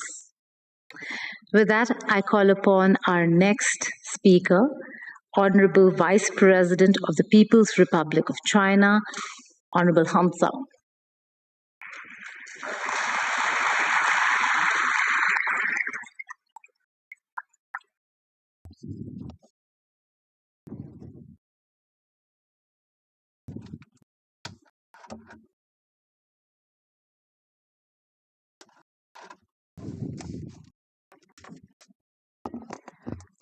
Esteemed President Vladimir Putin,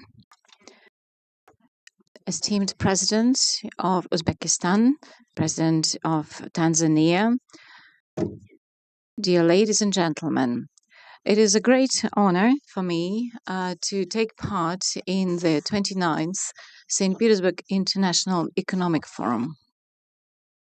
The current forum is held under the slogan, "The Pragmatic Dialogue Pathway to a Stable Future." And this is in line with the efforts of all the countries, especially in the current situations. We are striving for stability, cooperation, and development. This forum is most relevant, and taking this opportunity on behalf of the government of the People's Republic of China, I would like to congratulate you on the successful opening of this forum. In the context of global transformations, we see a deficit of global leadership. In September last year, President Xi Jinping initiated the Global Governance Initiative, which is based on 5 major pillars. This is commitment to sovereignty and equality, international law, implementation of multilateral approaches, human centricity, and results-orientedness. This initiative was widely accepted in over 160 countries and international organizations.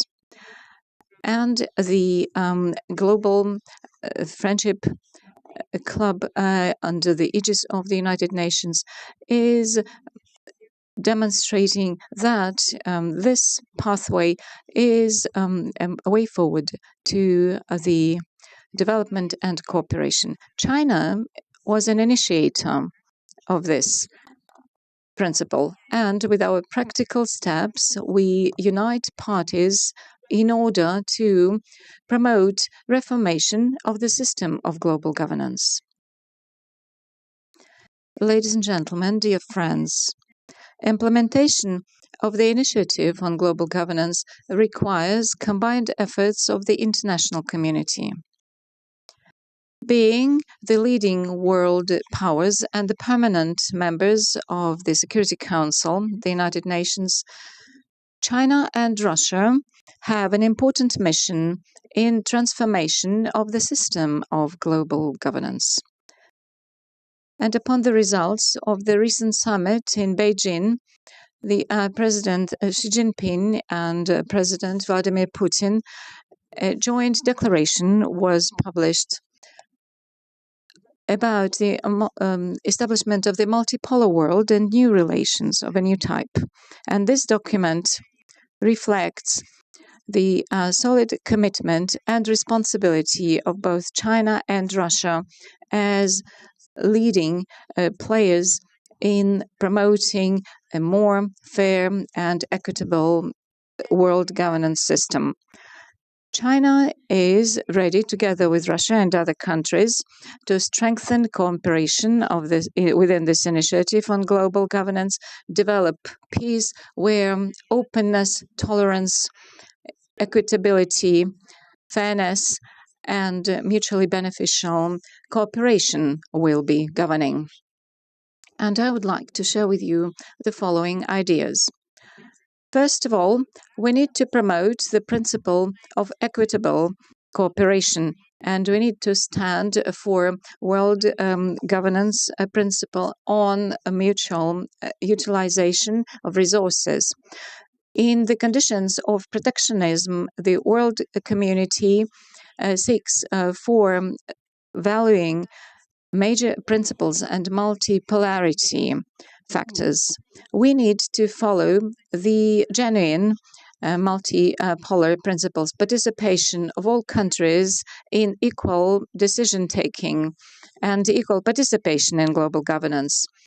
And we need to be committed to democratization of world relations, and our voice should be louder in the area of developing countries. And all this for the benefit of reflecting the interests of all countries in global governance. Secondly, we need to protect international justice and the authority of the United Nations. All parties should protect the international system based on international law, world order, and the governing norms of world relations in line with the principles and Charter of the United Nations. And we are against a hegemony in all its forms. We need to protect international justice using the international law and norms, and we should counteract double standards. We need to support the authority of the United Nations in the new context, so that this organization should play the role of the platform for overcoming different challenges for all states.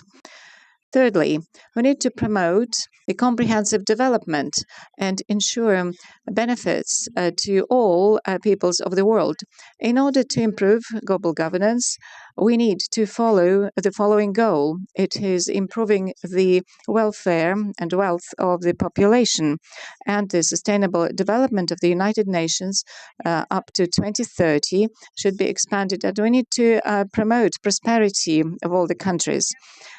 China will continue to be open in its external relations, and high-quality development of China will ensure opportunities for the world. China, as a hosting country for the Asia-Pacific Economic Cooperation Organization, is ready to contribute to promotion of the Asia-Pacific region and the whole world.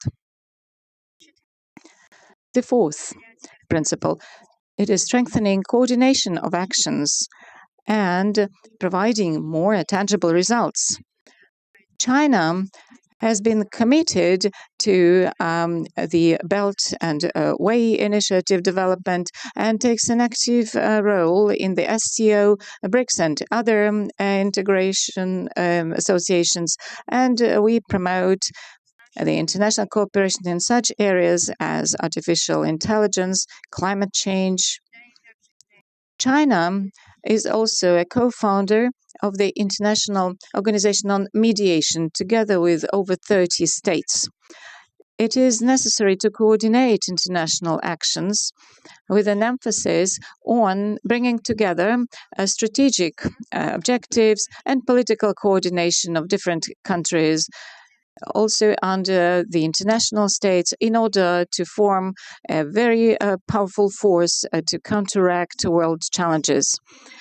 Ladies and gentlemen, dear friends, this year is the first year of the 15th five-year plan in China, which includes the huge plans of China development for the coming 5 years, and also it opens up horizons which are mutually beneficial for China's cooperation with all countries of the world. China is ready to implement the initiative on global governance and also to strengthen the more rational global governance system, and hand in hand to open up a new bright future for the whole mankind. Thank you for your attention. Thank you so much. That's the Vice President, People's Republic of China. Excuse me.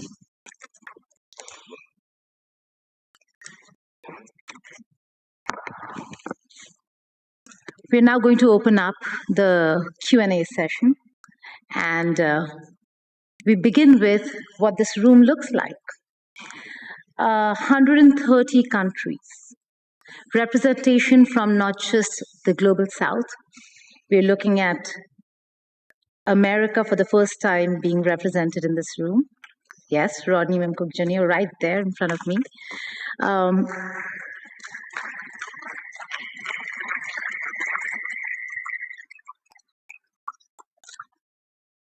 This is also a year where Saudi Arabia is the guest of honor, and so we have the Minister of Energy of Saudi Arabia sitting right there.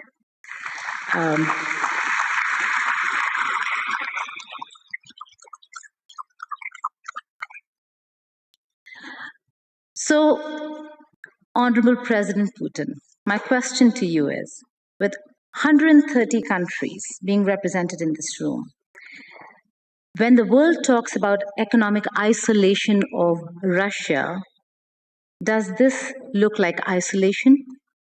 And pardon me for being a little forward when it comes to thoughts and opinions. Is it Russia that is isolated, or is it partly Europe today that stands isolated?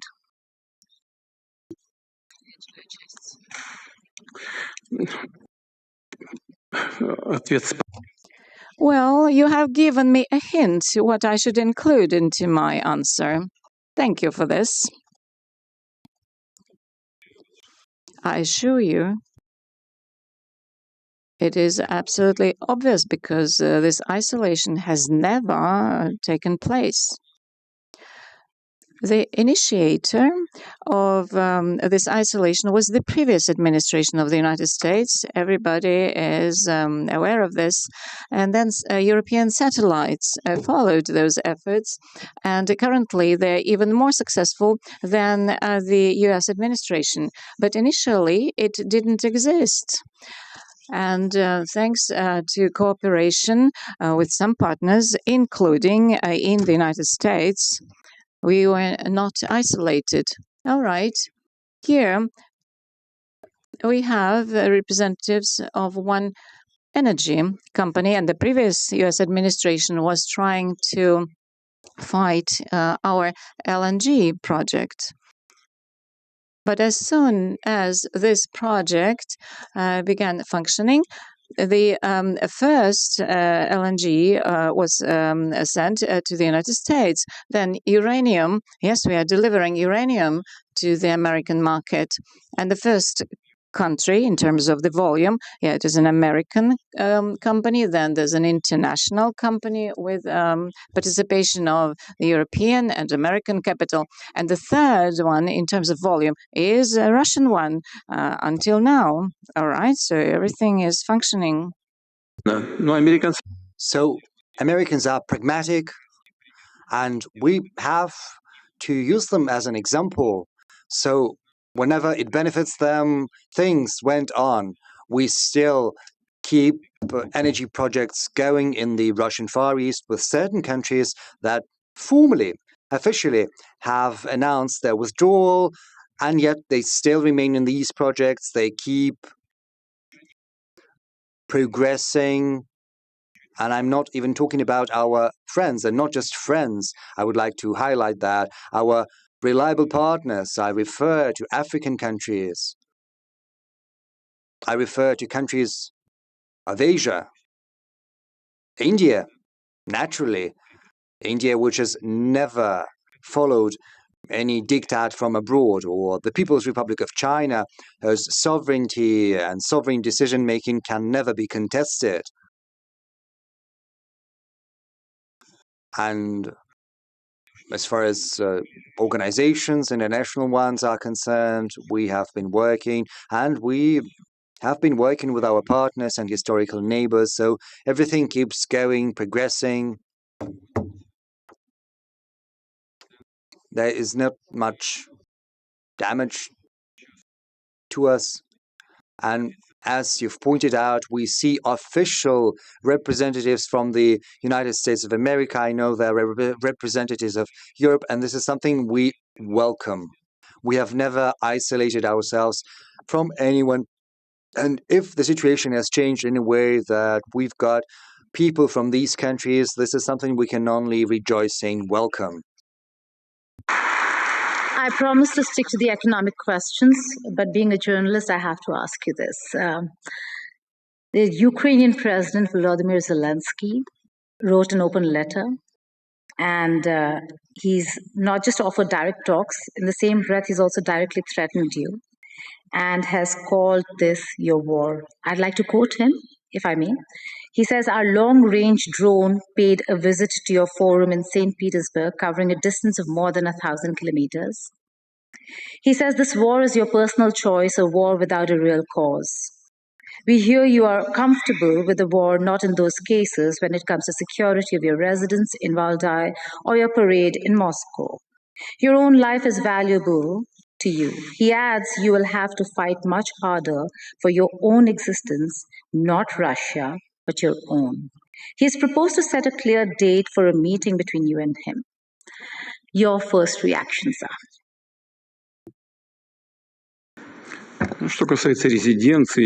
Well, as for my residence or parade, this is not my personal business. Besides, they had provided some information beforehand, and they said, "We knew you wouldn't be at the residence." The question is why they did that in the first place.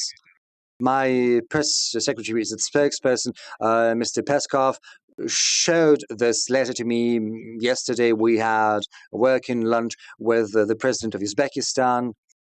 Truly, I didn't have a chance to look in detail. Peskov has told me about this letter once again this morning. I had a glance at it, I skimmed it over.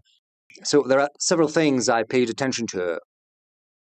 First, the author of this letter mentions my age. What can I tell?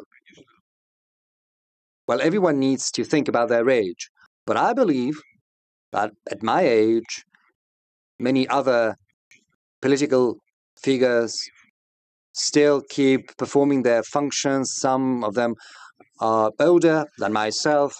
Age is not the most important thing. Well, age is important, but not the most important. The most important thing is whether you are capable of functioning properly, doing your job properly. So there are my colleagues who are older and who still are very energetic. Whether they are doing the right choices or not, well, that is not for me to say. It's a political assessment. But then she said about staying in power and an elected position. This is important, no doubt about that. But you know, you've got to participate in an election. You've got to run and be courageous enough and always stick to the constitution, because if you cling on to power outside the constitutional field, this is qualified as usurpation of power, and that is a criminal offense. So one should not be afraid. One should run for office, and this is something I would recommend to anyone, especially because Ukraine was saying that they were going to hold elections, and then they started they kept silent all of a sudden. The author of this letter says that the commitments achieved in Anchorage should not be observed. Moreover, he said that the search should be carried out for true guarantors of agreements between Ukraine and Russia, and they should be searched for in Europe. Well, reliable guarantors are always a welcome thing. But why would they deny the American administration this honor, and President Trump in particular? I do not quite understand. They do want to get weapons from the US. However, they do not want to see the administration of the US or President Trump as a guarantor. And this raises questions. We saw Donald, scolding the author of the letter. He pointed out about the way he dresses. Sometimes, asking for blood is probably something you can do, but not everywhere. It's not always proper. Now, as for the manners, as it were, on the whole, I would like to thank Donald for this work. It's useful, but there are other things that still need to be done. This has to be continued. And now, on to the most important thing. The Ukrainian side has deemed it possible to give a public, open dimension to our relations. They thought it proper to put it into the public field, which I do not think right or absolutely right. I think it's absolutely improper, but still, it gives me the right to say several things that few people are aware of, or maybe no one is aware of. And this is serious. I'm not being ironic. 3 weeks ago, a representative of our business circles gave me a call. And he asked me a question. He said, "Mr. President, I've known this person for quite some time. We're not close, but I trust him. He is an honest person." He said, "Mr. President, I'm being invited to Kiev." I said, "Very well, go ahead. What am I to do with that? But I wanted to inform you because I think they're going to talk about things related to the relations between our two countries." I said, "I can't send you as an envoy, as an official capacity, because only well-trained people from the foreign ministry, from the defense ministry, from special services have to be doing that, as it was the case during our talks in Istanbul. Unfortunately, I cannot give you any official capacity." He said, "I just wanted to inform you. I would go there, listen, and then I can tell you what they are going to talk about. I can't, prohibit you," I said. And he went to Kiev and he met there with the author of this letter, the aforementioned letter, at his residence. Not in Valdai. Then he got back. I met him. There were many things, but the essential is as follows. Mr. Zelensky has asked for a meeting. I said, I never refused to meet. But meeting, just for the sake of meeting, well, I've seen that. There's a reference to the Minsk agreements, I think. But we had been hammering out those Minsk agreements throughout the night. And then the former leaders of France and Germany later stated that it had been nothing but an empty shell of an agreement. All the Minsk agreements were about one thing, that is saving more time for the rearmament of Ukraine. Why would we need anything like this once again? I said, I see no point in meeting. There's only point for Ukraine because they want to stop the offensive of the armed forces of Russia. What we need is arrangements, not for 6 months or a year, but for the long term. First, let experts work something out, and then we can meet to sign things. But first, we need to arrive at a solution. And that is the crux of the matter. And I think the audience will understand what I'm saying, especially people from Russia. I think it was on May the 21st, whereas on May the 22nd, the Ukrainian armed forces carried out an atrocious terrorist attack against the college dormitory in the Lugansk People's Republic, killing teenagers. This is an atrocious crime. There was not a single military facility there. There was not a single military vehicle stationed next. The next morning, I gave a call to this colleague who had traveled to Kiev. I asked him, what does it mean?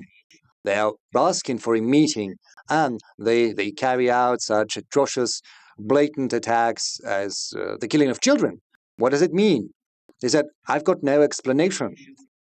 They're calling me once again. I'm going to talk to them, and then I'll get back to you. And I'm not going to talk to them anymore. I said, very well. So this letter that you mentioned, indeed, it is rude. What is this letter about? Is it a means to create an environment for a personal meeting, or maybe is this letter meant to make sure that no personal meetings can take place at all? I think it's the second. So we shouldn't be addressing the authors of this letter. The ones to be addressed are our combatants, our soldiers at the line of contact, and I'm addressing them. And I would like to tell them, comrade soldiers and seamen and sailors, admirals, generals, officers, the country's gazes are fixed upon you. The country is proud of you and places its hopes on you. Keep working, brothers.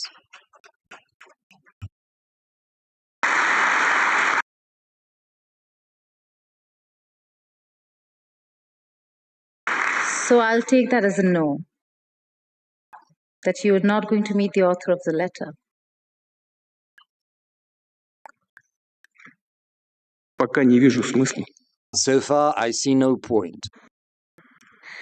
Because you mentioned the American president, is Trump your window to once and for all settle the Russia-Ukraine question? I ask you this, President Putin, is because President Trump is maybe the only American president who's engaging Ukraine in a way to bring them to the talking table, to strike a deal. He put President Zelensky on notice. If it were Biden or Obama, this would not have been offered at all. Is he the window?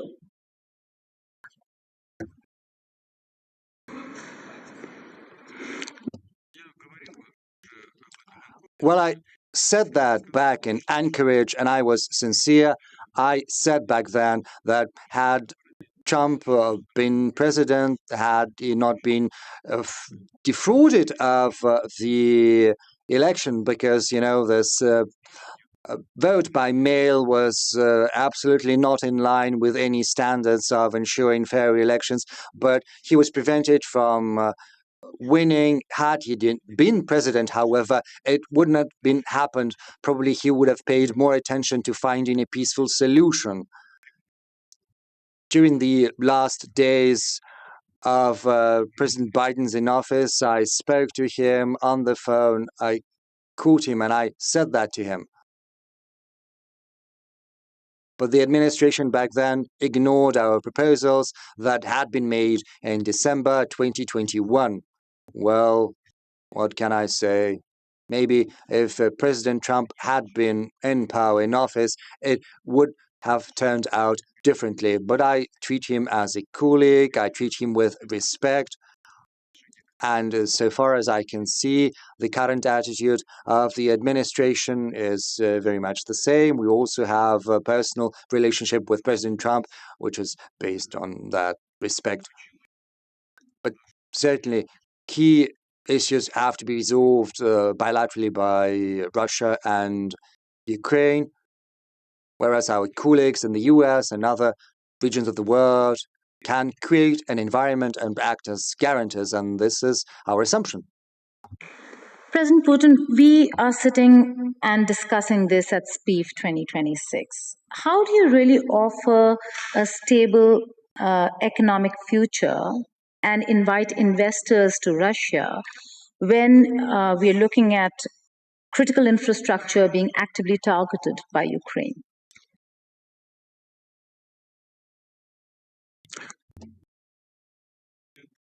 You know, those attacks on critical infrastructure clearly do not bring any good. More than that, they do impose certain damage. However, when investors take their investment decisions, they always accumulate the whole accumulation of risks and their complexity.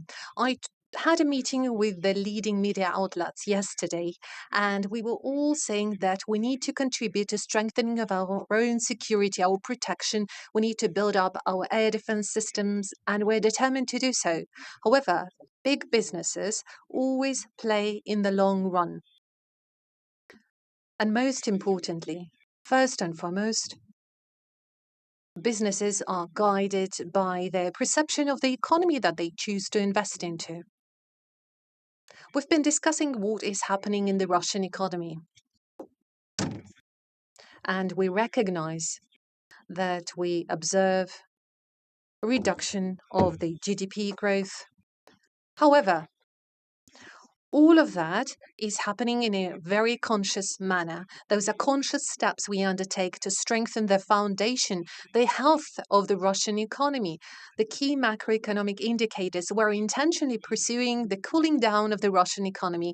And I can assure you today that neither tomorrow nor in the nearest future, there aren't any threats that we recognize. On the contrary, we do see that our actions bring certain results. And I know that there are many colleagues seated in this hall representing real sector of the economy. We are having regular meetings with them. We discuss all the questions, all the issues. And the call that I'd like to make to the Russian audience that may be somewhat tricky for foreigners to understand, but saying, oh, it's so bad, what's happening to the key policy rate, it's difficult for investment processes. Yeah, we could say that partially that's the case, but most importantly, and that is what truly matters, the key fundamentals of the Russian economy remain solid, which gives us reason to believe that Russia remains attractive for investments. Not just Russian investments, but also foreign direct investments. And we do recognize that there is interest, we see it, and certainly we are going to welcome our partners. Okay, you're saying that, but in your speech, you have set ambitious goal, launching new investment cycle. But you yourself said that there has been a decline of 2.3% last year. How do you then propose to grow in an environment of wars, sanctions, frozen assets? And while you talk about sovereignty, how do you balance that with inviting foreigners here to Russia? Смотрите, Look, you were saying wars, sanctions, but the economy is still developing. It's all stable. Even the domestic market is growing in Russia, and the well-being of the Russian population is getting better. We set ourselves an objective, as I was saying it yesterday, only by 2030 we want to reduce the poverty level down to 7%.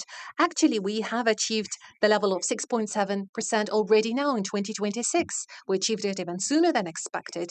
As I mentioned earlier, the key macroeconomic fundamentals are stable for the Russian economy.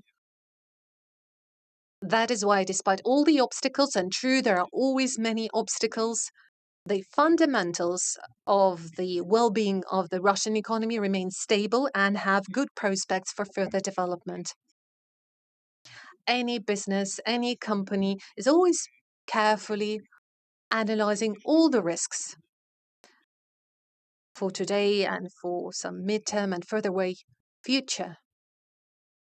But there are people who are willing to work and do business, of course, having analyzed all the complexity of risks, but certainly sooner or later we'll see those risks eliminated. As for military actions, we proceed from the perception that at some point they will be completed, and they will be completed only once the goals we have set ourselves are achieved. As for sanctions, Well, I would say sanctions are much more harmful for those who impose them.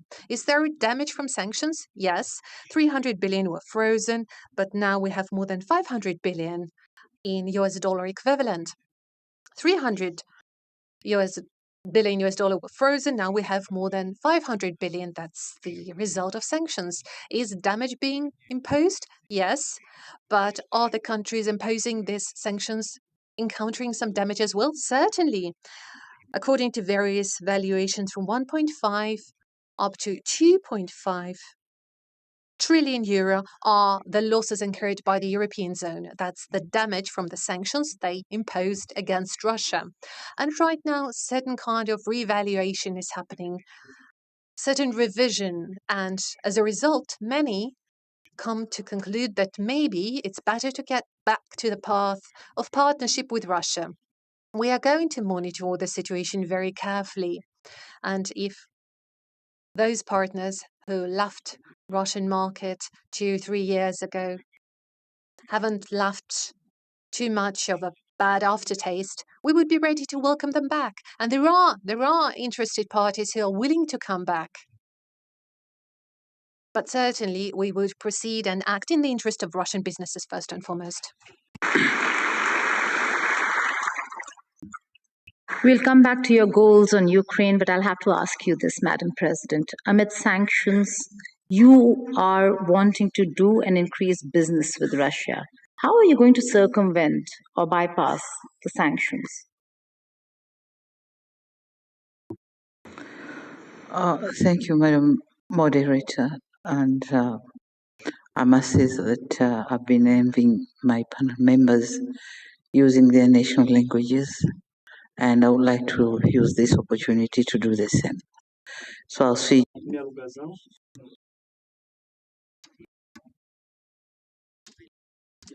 You have asked a question about sanctions and how we can circumvent through.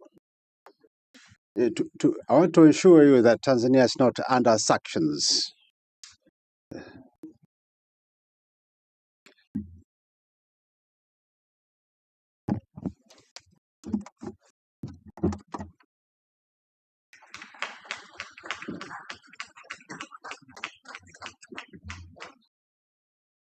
Okay. Going back to the sanctions experience, you spoke about goals. In the sanctions that we are seeing and that have been imposed on Russia, there's certainly some room for a deal to be struck with Ukraine. What is that goal that Russia wants to achieve before a deal is struck? And what are the red lines here?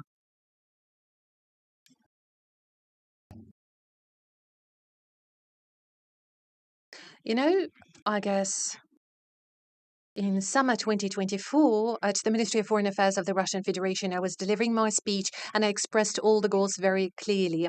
Basically, it was at the beginning of the special military operation. I guess it would take a lot of time, but very briefly, I would answer your question in the following manner. According to the UN Charter, every country has a right to self-definition.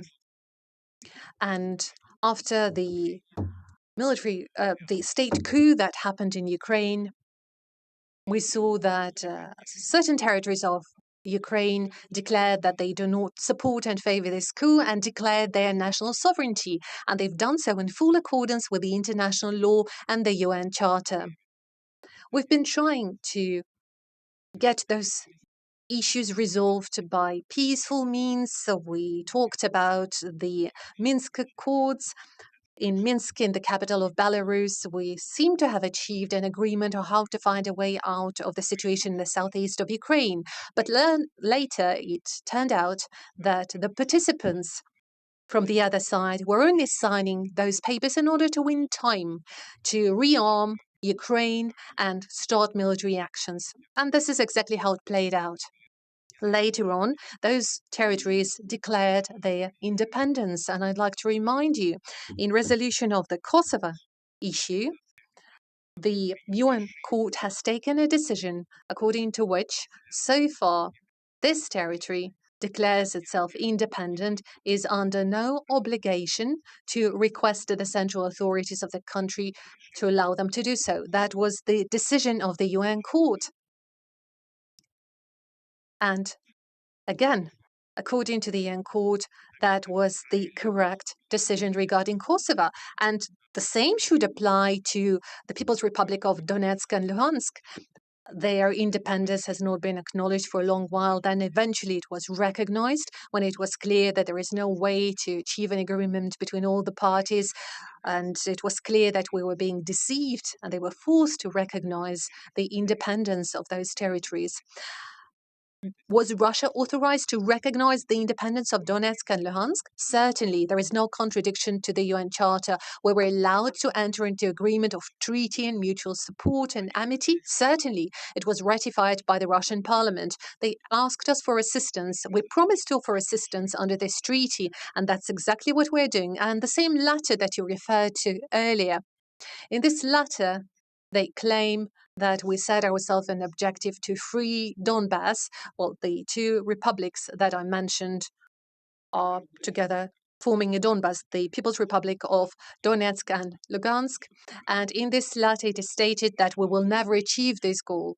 Well, I'm wondering, don't they know in Kyiv that starting from the 1st of April of this year, the People's Luhansk Republic is under full control of the Russian Federation and Russian troops?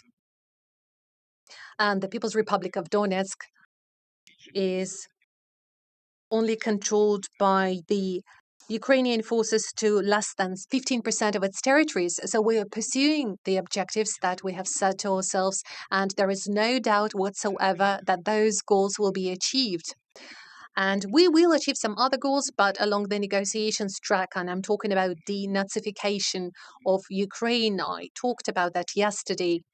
And as many were asking us, this is ridiculous. What are you talking about? Well, that's not ridiculous at all. Just lately, we witnessed the ceremony, the official ceremony of reburial of Nazi criminals from Ukraine. They were reburied with all the honors and fireworks. And who's doing that? The head of Kiev regime, actually Jewish by origin. This is outrageous. Only Polish reacted. Why? Because primarily Jewish, Polish, and Russians, of course, were destroying by millions during the Second World War. And we must never forget that. That is a huge part of the tragedy called Holocaust. Just think about it. Millions of children and women were killed, burned alive, and those criminals are getting their reburial ceremony with all the honors, and the head of Kiev regime is present there, saluting them, turning the Nazi criminals into heroes. And this is what we are fighting against, and we count on the support of the international community.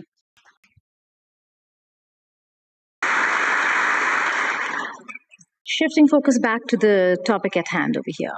Let's talk about energy security. President Mirziyoyev, it is during these wars and conflicts that countries have realized the need for energy security, the need for alternative energy resources and sources.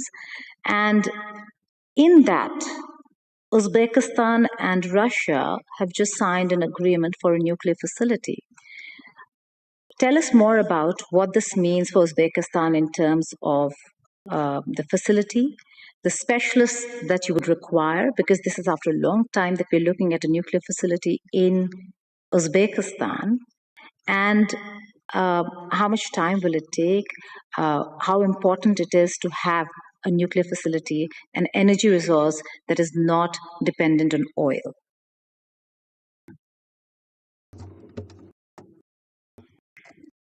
Thank you very much.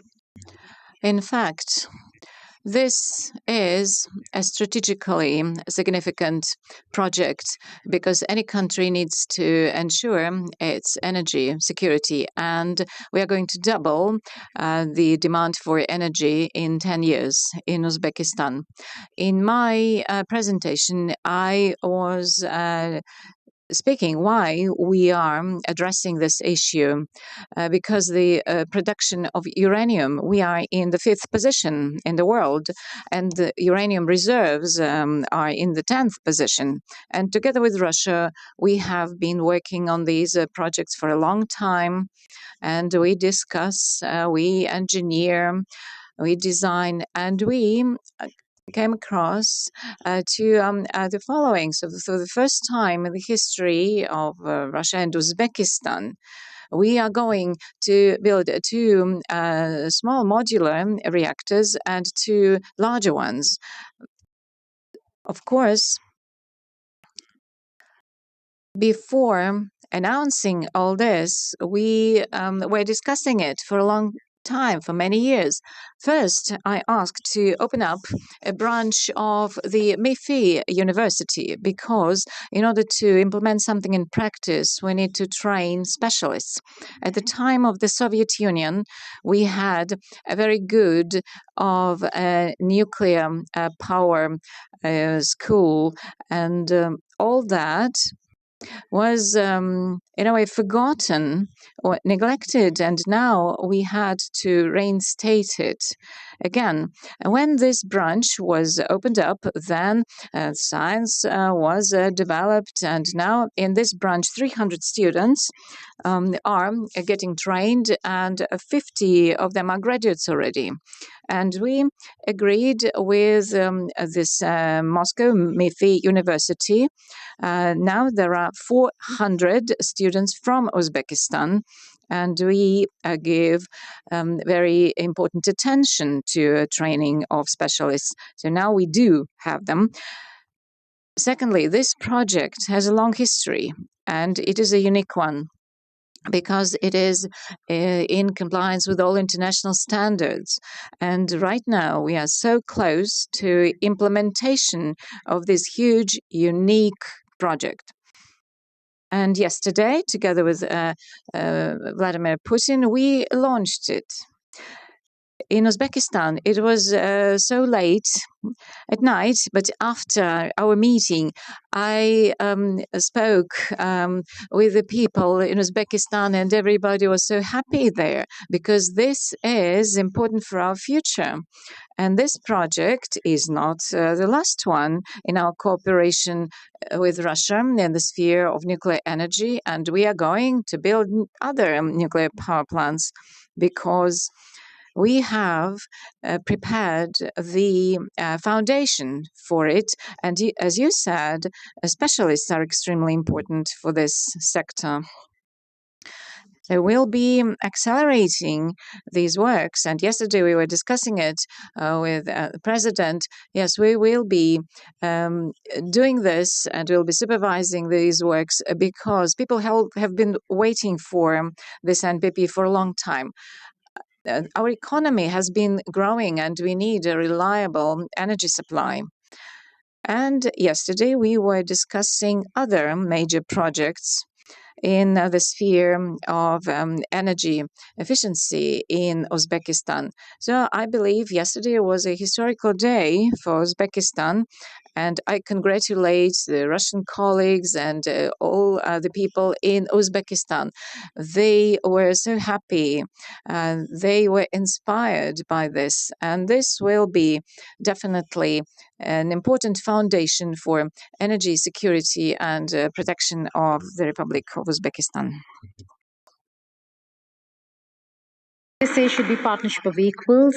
President Putin, the trade ledger shows Russia exports raw energy heavily to China, but imports a lot of machinery, technology, and components. Is this relationship a partnership of equals, or is Russia sliding into a colonial trade imbalance?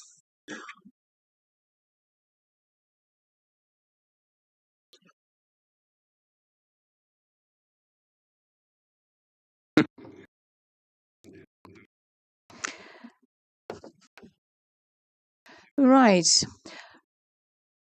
We are in equal partnership with our Chinese colleagues and partners. Moreover, the share of our high-tech export to China is increasing.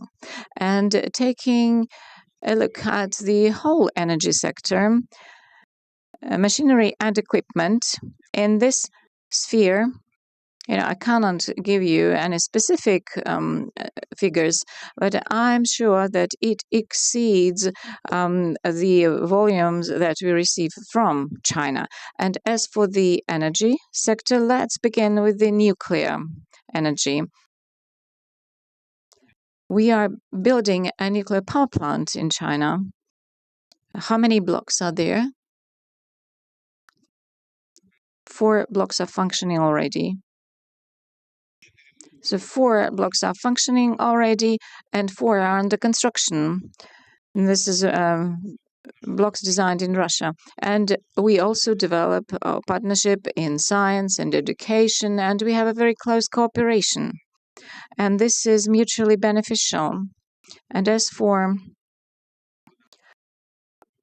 hydrocarbons, traditional energy, here we have been enriching our competences.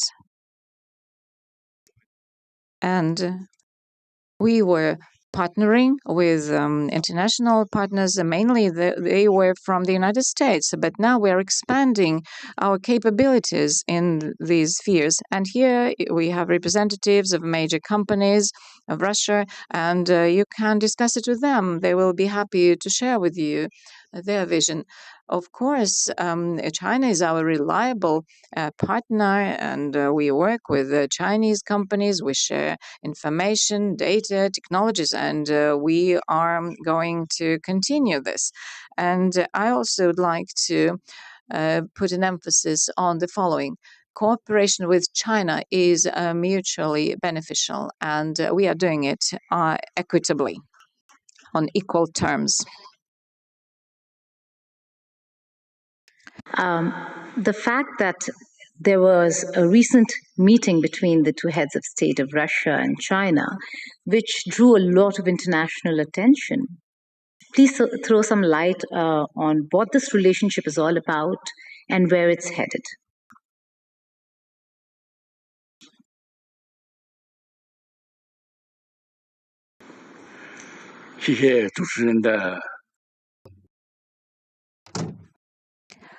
Thank you very much for your question. Yes, as President Putin described it, cooperation in the sphere of trade between Russia and China is moving forward, and this is mutually beneficial. And in the past years, it has been developing in a stable fashion, and we see this solid growth, and there's healthy dynamics. And as you know, 2 weeks ago, President Putin completed a very successful visit to China. And President Xi Jinping and President Putin had negotiations in Beijing. It was on development of bilateral relations in different spheres, and in the track of trade and economic development, lots of agreements were reached. And all these results, of course, they were of a great interest for the whole world community. And all mass media were covering this. And I would like to touch upon 3 major points. As I said in my presentation, China and Russia, they are big states. We are neighboring countries, and both countries are permanent members of the Security Council of the United Nations.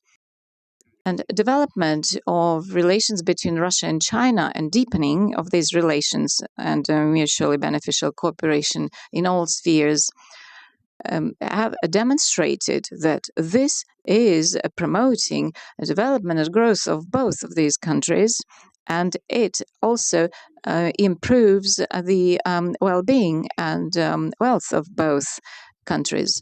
At the same time, it also helps us to contribute important stability and resilience in the modern world.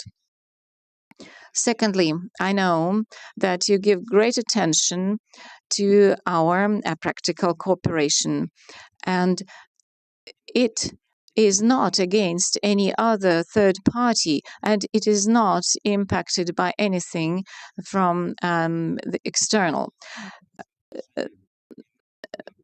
Ms. Moderator asked a question already, and you mentioned that, yeah, our future development under the leadership of President Xi Jinping and President Putin, this is a strategic cooperation and partnership. It has been developing for 30 years, and this year we celebrate 25 years of the neighboring relations and friendship treaty. And we have been moving forward, and we are enriching our relations with this new substantial meaning.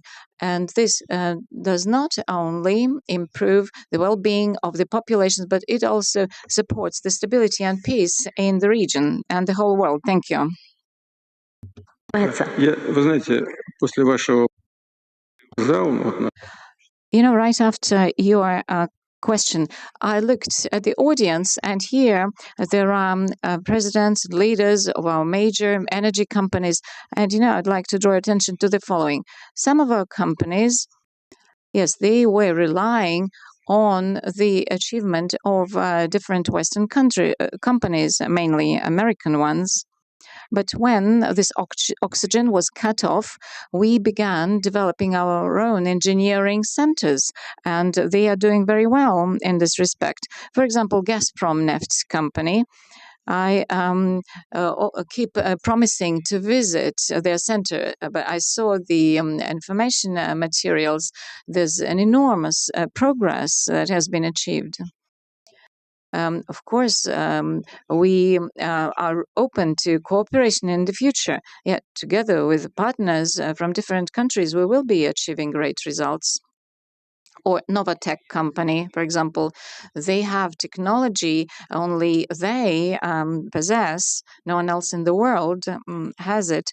And together with our American partners, we have been discussing if they use our technology, then production and liquefying of gas in Alaska, for example, will be much more effective than originally planned with the installation of pipeline systems. So it will be a totally different degree of effectiveness. So as for difficulties related to the sanctions in certain spheres, yes, we see that. But at the same time, it helped us to develop our own competencies. The same can be said about our European partners. For example, gas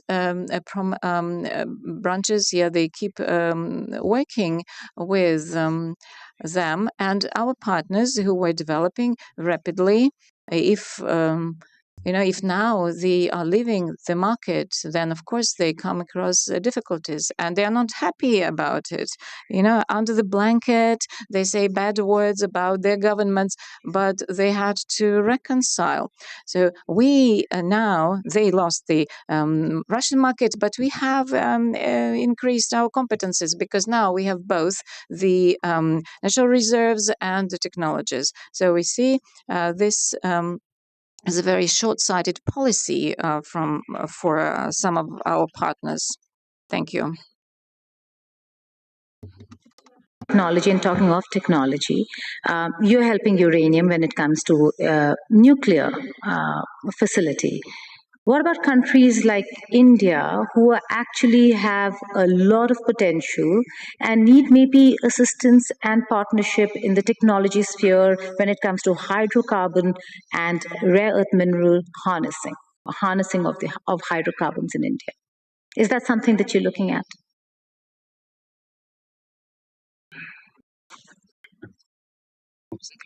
Ну, конечно, мы сотрудничаем активно. Yes, certainly. We are cooperating actively.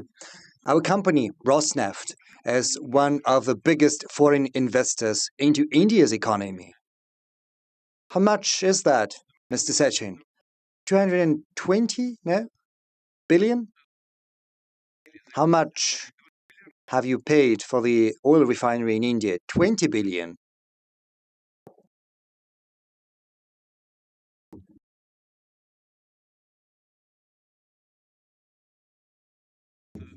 Well, Rosneft has invested around 25 billion US dollars into the Indian economy in the form of an oil refinery, a port, gas stations, and we're certainly working closely with our Indian friends. We're working together in order to bring about positive results that we are witnessing. So we're sharing technology, among other things. And the Indian people, and we have seen that for many decades of our cooperation, starting from 1947, when diplomatic relations were established. We have had very good, trust-based, brotherly relations in all senses of the word. We know how talented the Indian people is, how well educated.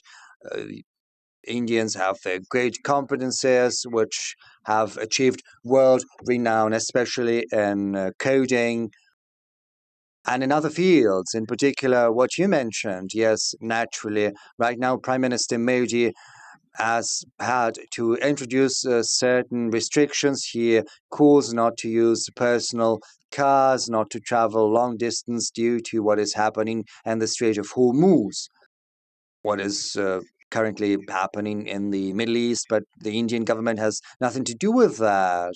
But the Indian economy is suffering. But I think our companies did the right thing, and the Indian counterparts did the right thing when they decided to embark on this path of close cooperation. Because right now we are trying to extend a helping hand and give our shoulder, increasing supplies to the Indian market and to Asia in general, and we'll certainly keep sharing our technological solutions.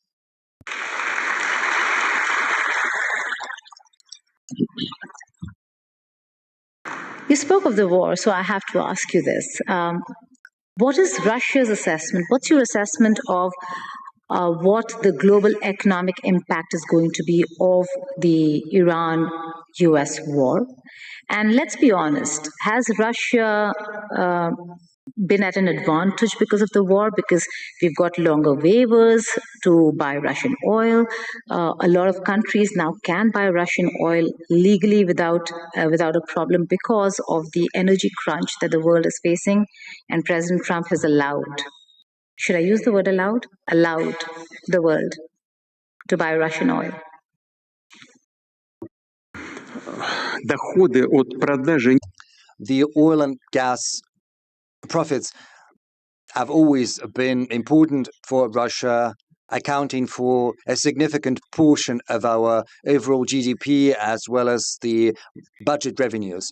But the dependency of the Russian economy as well as the Russian budget on oil and gas revenue has decreased significantly over the recent years, not during the sanctions period, but over.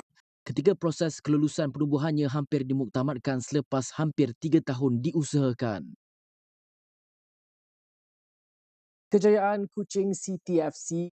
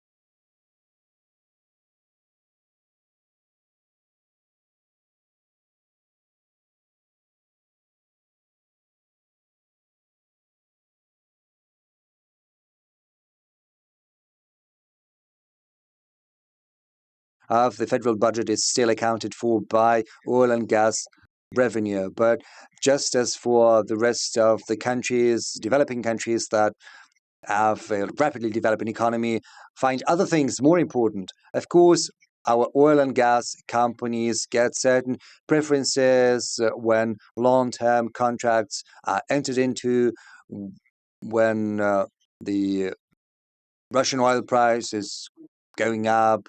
That has a positive impact on the budget. That's important, but what's more important is the market stability, because we are not only surviving on oil and gas, as I have demonstrated, we survive on the economic development in general. So if the world oil prices are too high, it has a negative impact on the part of the Russian economy that is represented by real production capacities, real industries. So what's important for us is that this price should be well balanced between the consumers and the suppliers, but most importantly, it has to be stable. The vice chairman of the Russian government will help me out if I'm wrong, but I think around 10% right now.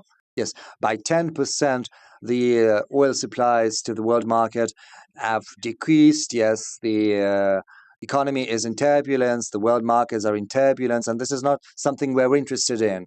What we're interested in is keeping our cooperation within OPEC Plus, with a view to stabilizing the market and decreasing its volatility. That is our priority, and this is the track we're going to pursue further.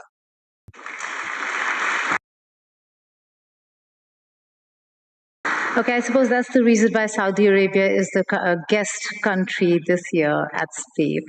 Having said that, you also spoke about payments. Нет, нет, нет, нет, No? нет. No, not just because of that, because we're friends with Saudi Arabia, and we've been friends for many years, and we are happy to have the guests from Saudi Arabia. An energy partnership that the world will actually be looking at a time when we're faced with wars and conflicts, President Sir.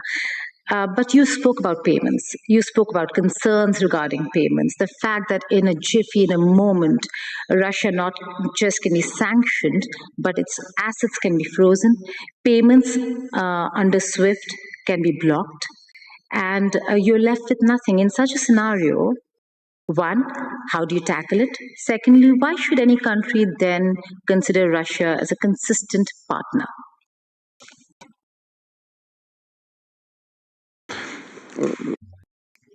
Well, the first thing I would like to say, and I think many understand that in the US too, they understand that attempts at using USD as a weapon, as an instrument in war, well, it has brought about catastrophic consequences. It was a strategic mistake committed by the previous leadership of the United States, because US dollar is the main component of the US's economic cloud heft, and this is also a competitive advantage, not just because USD is a reserve currency, but also due to the fact that thanks to this reserve currency, the US economy has been making real money, and a lot of money too. So when the previous administration chose to start using USD, which still remains a reserve currency, as an instrument for political competition, everyone started thinking. They started thinking, we too can be the object of such actions. What is going to happen to our reserves in USD? What is going to happen with our money that has been invested in American assets? Well, certainly the economy of the US is very big, but still it is running some problems. There's the debt, those who undermined trust in USD as the world currency.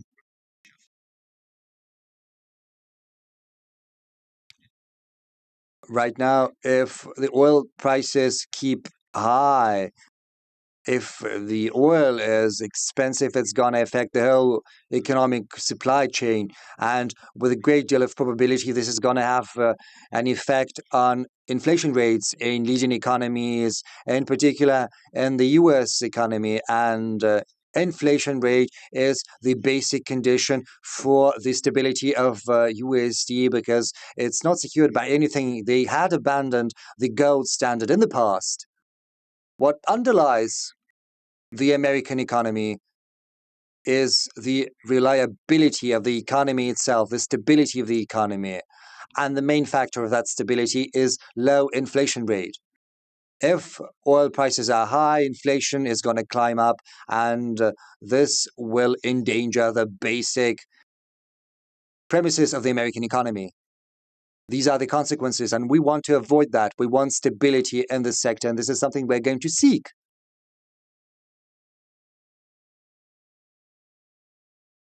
So I think everyone understands what we're saying.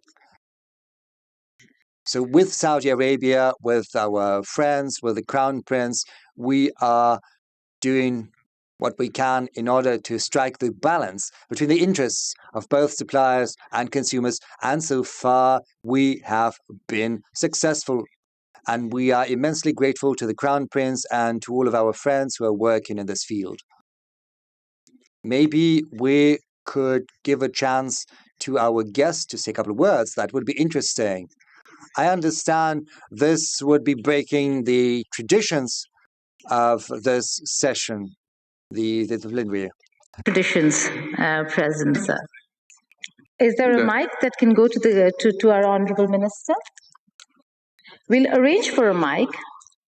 Meanwhile, can I just take a question till the mic comes? Yes, sure. Go ahead. Okay, so we're waiting for a mic for the Minister of Energy to speak and respond to President Putin. But I have taken note of the fact that every time you mention America, you're only mentioning the past administrations. I suppose Rodney's taking note as well on the specific way and the manner in which you're responding to the US-Russia equation. Having said that, every country has its own struggles. Tanzania, and Madam President over here, has been at the forefront, leading woman voice. Great to have a woman on the panel too, who's been fighting liberalization of her economy. How has that gone, and how is that moving ahead? Despite and in spite of fears of sanctions, criticism from various quarters, how are you managing economic liberalization in the country? Asante sana, labda niseme kwamba perhaps I should say Tanzania is a country,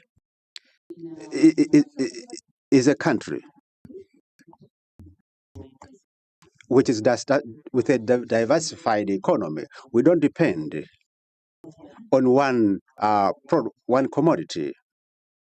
The economy depends on agriculture, it depends on mining, it depends on tourism, it depends on many other sectors, manufacturing sector. We are also there.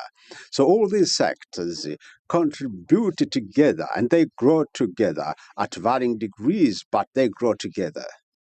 As such, we determined to a level that we work with the international community, with the private sector from the international community, and the majority respond and they come to invest in Tanzania and to do business. And we, since 2021 to date, we have been able to attract a lot of capital, foreign direct investment from abroad, and this is what makes Tanzania to be safe in its own economy. But most importantly, Tanzania is strategically located as an epicenter or a hub of the economic corridor of the eastern part, southern Central Africa. And the port of Dar es Salaam, which saves all these other corridors and all other these countries. Therefore, Tanzania being strategically located to save other landlocked countries, that by itself makes Tanzania to have a lot forms of attraction within the region. So Tanzania has a very vibrant economy, and the economy is steadily growing. We continue to grow. Since 2021, we started with 4%, and then we moved towards 4.55, 5.5, and last year we reached the 6, and we expect to head towards 6.3. But you asked me a question on to have a female president. How can you sustain your economy? Perhaps I should say that economy doesn't depend on gender of the leader. It is not dependent on gender. It depends on how you steer the affairs of the nation and how you lead the country. Whether you are a male or female, it is the strategic plans that matter. That's what matters.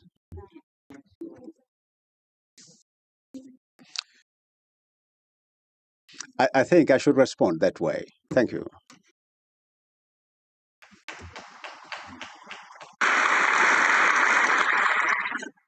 Would it be too much to ask the minister, the honorable minister, to come and respond here? Because I think we're having a bit of a problem getting the mic. Would it be too much to ask the minister to come on the stage and respond? Thank you so much for doing this. Thank you.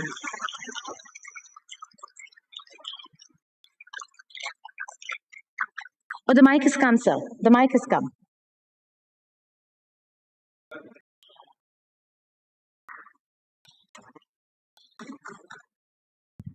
Magic. Вы в России находитесь. Well, that's because you're in Russia.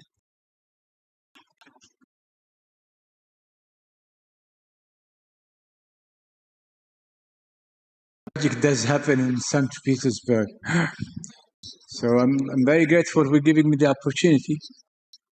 I see it as an opportunity not for myself, but it's coming from a president who is a friend of both His Majesty, the custodian of the two Holy Mosque, King Salman, His Royal Highness, the Crown Prince, Prime Minister Prince Mohammed.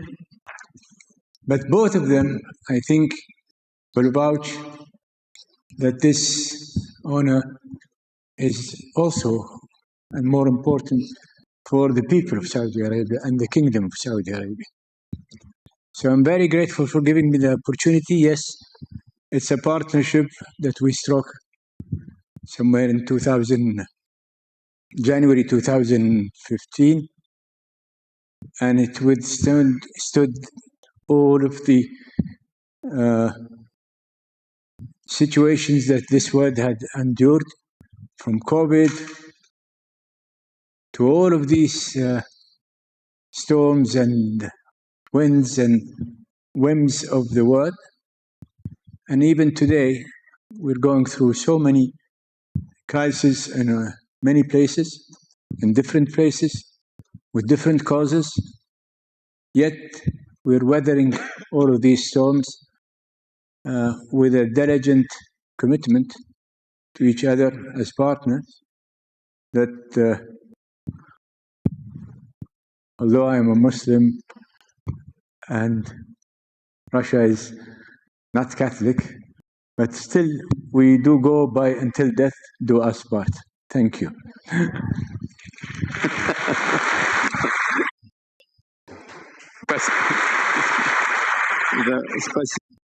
Indeed, indeed. Thank you very much, Your Excellency. But I have to draw your attention to the fact that from 10 to 15%. Yeah, I'm just waiting for you to put on the headset. Your Excellency, I would like to draw your attention to the fact that from 10 to 15%, actually up to 15% of citizens of the Russian Federations are Muslims. And they don't have any other home country. Russia is their home. They proudly call Russia their home. Can I request our moderator? Well, you were saying it yourself. We also have representatives of the European Union and the USA in this room. Maybe they would be willing to raise their hands and take the microphone and say something. Why don't we do that? We keep talking about Europe and the West and the USA. Let them speak for themselves. And take the mic and say a few words.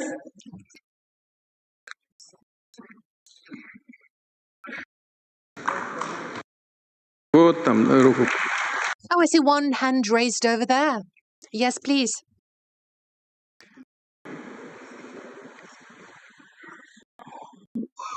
Вы куда направились-то? Вот там, вот там. Там тоже, ой, я прошу.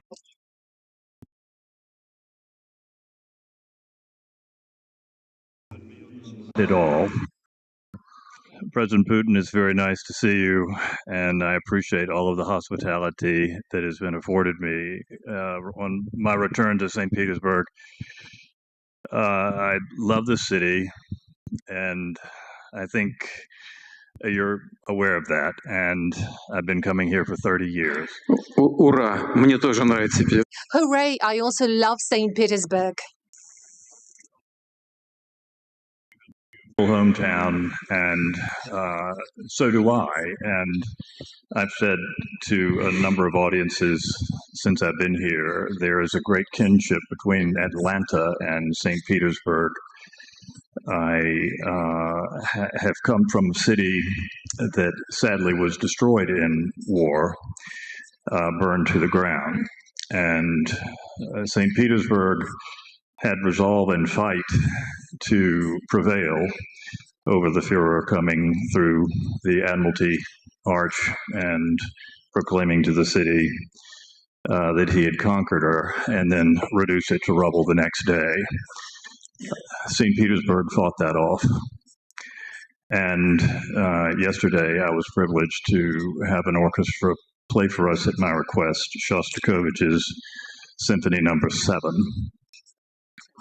Not only did you fight it off with resolve and grit, but you also did it with culture and music. And if only Atlanta had had Shostakovich, maybe quite possibly my beautiful city would still be as intact as this beautiful place is.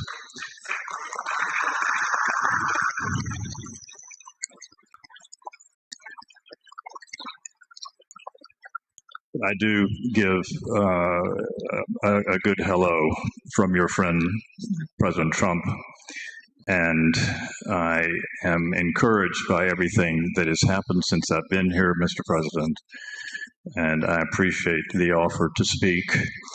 And we have a lot of ideas to talk about between our two capital cities in the next week. Can I ask you a question, Rodney? You may ask it, but I'm not sure I'll answer it. That's all right. Are you taking anything back to DC when you plan the ballroom? Explain your question a little bit better. Have I learned more from St. Petersburg architecture about the ballroom? No. Will you be inspired while creating the ballroom in Washington, D.C. at the White House? I have already been inspired by St. Petersburg ballrooms in my lifetime and have done a lot of work in your cathedrals and your palaces. So the answer is yes.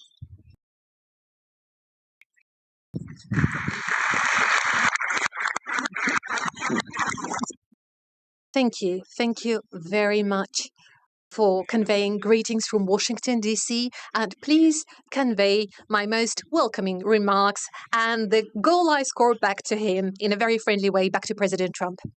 I have some And thank you very much indeed for your kind words. They indeed are very well taken. Thank you for your kind words from the bottom of your heart that you expressed about St. Petersburg. Questions to ask, but before that, we had opened the floor for our European friends here. And there, that lady Да, over вот там there. вот. Мгм. Can a mic go to her, please?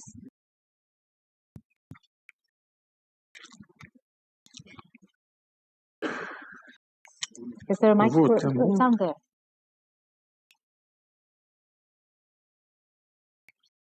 Ну, туда, пожалуйста. That way, please.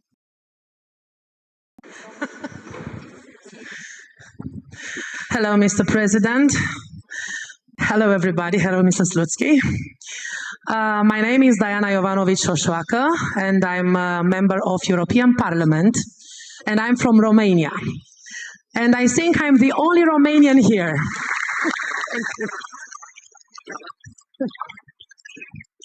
I would like to tell you that Romanian people do not hate you. Romanian people want peace with Russia. We don't want that to help Ukrainian. We don't want to give them money and arms, but unfortunately, Romania is leading from Brussels. And I cannot send you a warm hello from our president because we do not have a president. From our point of view, I'm the president of a political party SOS Romania, which is parliamentarian and Euro-parliamentarian political party and only opposition in Romania. And Mr. President, I would like to tell you that I was senator in Romanian parliament in 2023, I think, when Zelensky wanted to talk in my Romanian parliament. And I didn't let him, and I get him out of Romanian parliament.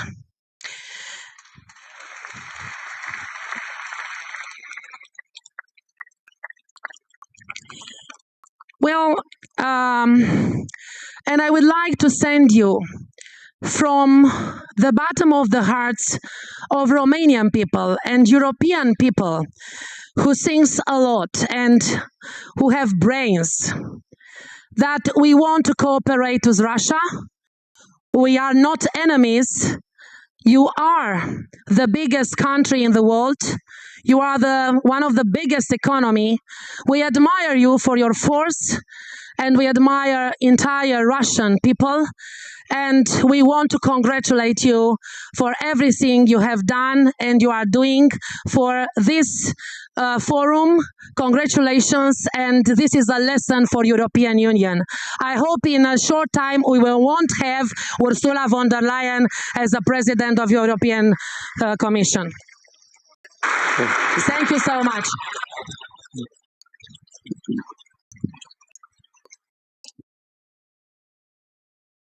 Thank you very much indeed.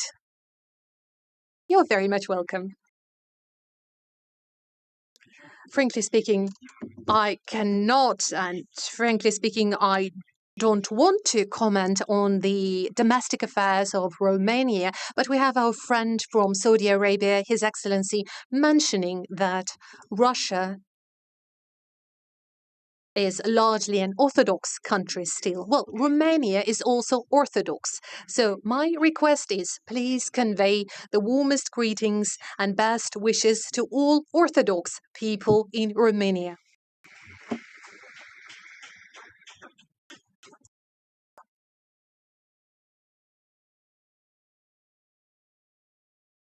Well, this is great presence, sir. But we still have tough questions on sanctions and on waiver.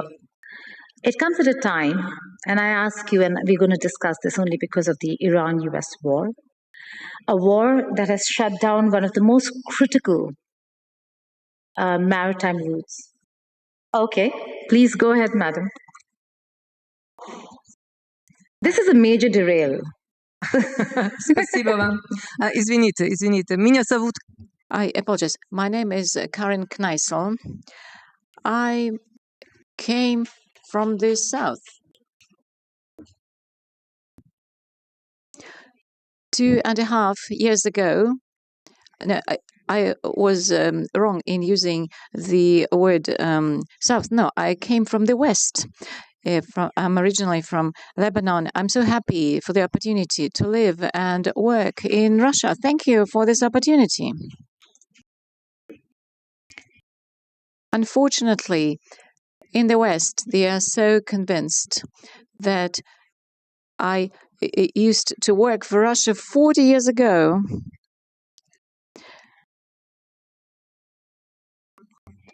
Because I think there's also no German interpreter. I know that the president insists on German, but let us do it in English. Mr. President, my question is on the modern warfare of drones, which have created such a horrible distance between, let me say, the perpetrator. I don't want to say the soldier because it's not always a soldier. And the target. There is now a sort of technical artificial distance, which is creating a new form of cruelty. And we don't anymore have any sort of code of honor between the parties. It was different still in World War I. How do you see this modern warfare in which the Russian army and the Ukrainian army have gained special experience? Here in St. Petersburg, about 140 years ago, Tsar Nikolai II launched a conference on disarmament. His ambassador Martin said, whenever we don't have a strict law how to do the war, let public conscience speak. May I ask you about this warfare? How can we handle it? How can it be done or be finished? Thank you.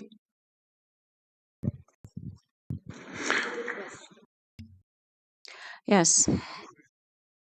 As for these new means of war and warfare, yes, they have appeared regularly, and the international community always tries to respond to it.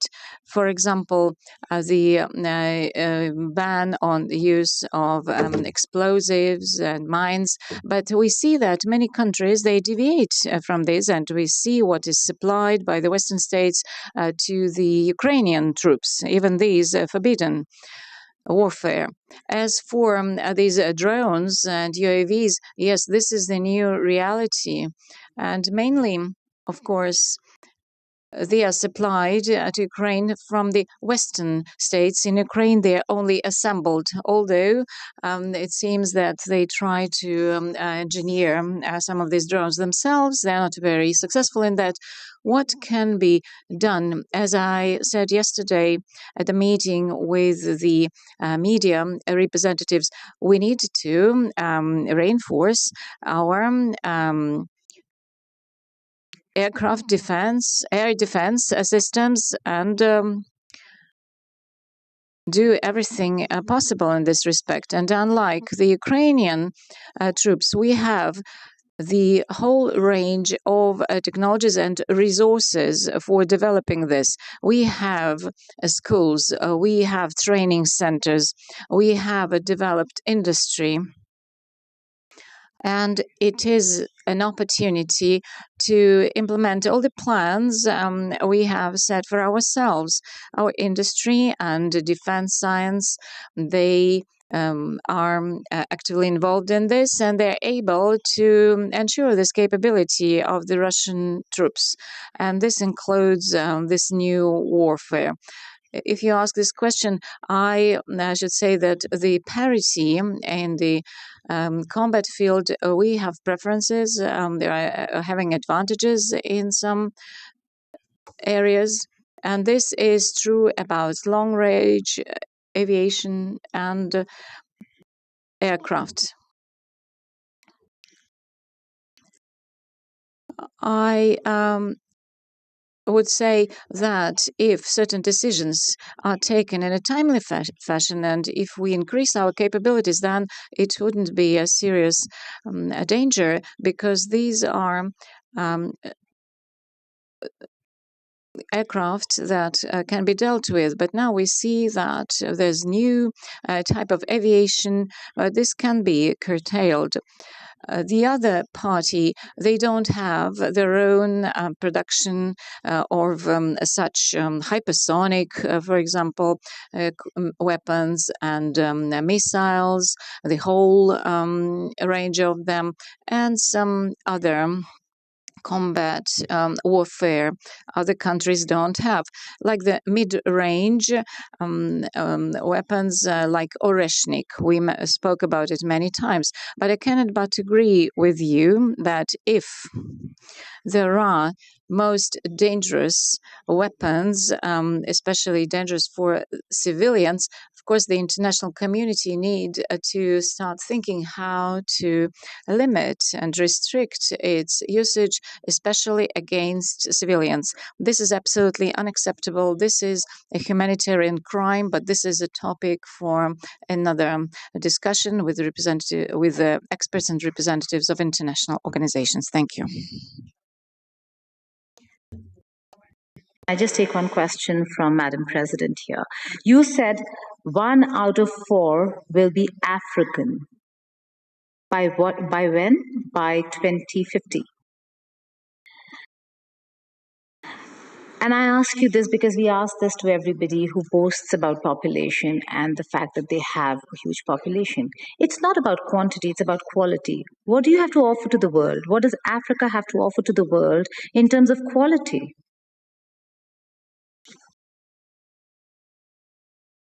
Asante. Thank you.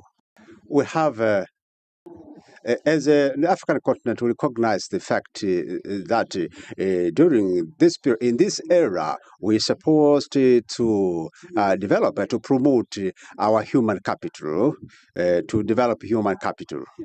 That's critical for Africa.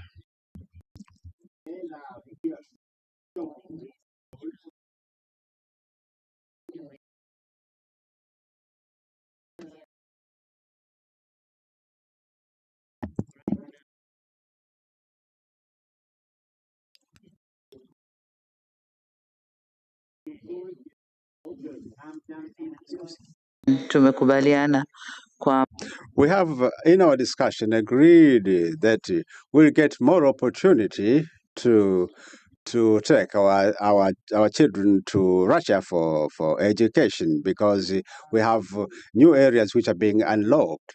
For instance, if we speak of a digital economy or digitalization of economy, we have to learn what is it. When we speak of nuclear energy, we also need to get nuclear engineers. We need to get all the experts who can work in that field. So development of human capital, that is the direction we want to take. It is critical to our development, but secondly, especially for Africa, it is to give the opportunity to women, because currently in Africa, the doors which were closed, they are now unlocked, they're open, especially for us who have worked through the doors. We have the responsibility to develop others, to make sure that an African girl has the hope for the future and understand that she is the part of the nation building. As we were told in as it is explicit in the Sustainable Development Goals, that we don't have to leave anyone behind.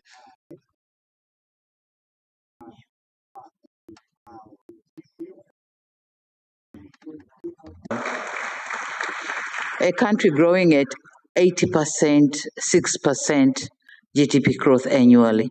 How can it manage without involving each and everybody? So society inclusion is very, very important. And you said it right. CO2 society inclusion, but quality. Not only society inclusion, but everyone has to be involved.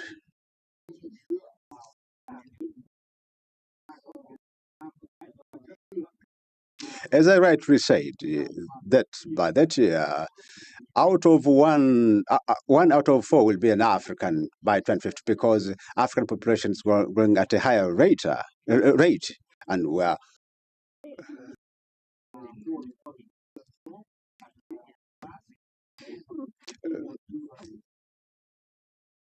Tanzanians, Ghanaians, so many students from African countries, they are there studying.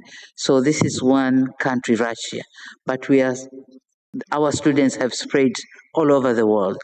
So we are trying to build our human capital, and both boys and girls. So that's why I said in those years, 9 out of 20 countries that would lead the economy, 9 are coming from Africa. And I think Tanzania is one of them.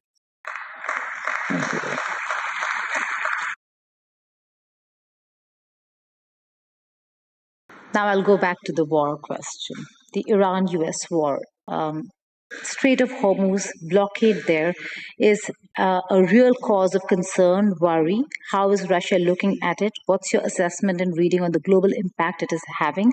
Apart from the fact that, yes, Russia maybe has had a bit of an advantage, what's the assessment of the blockade and the attack on Iran?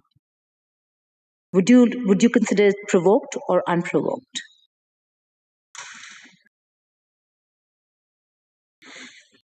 Yeah. I don't see any provocations on the part of Iran. I believe at some point we agreed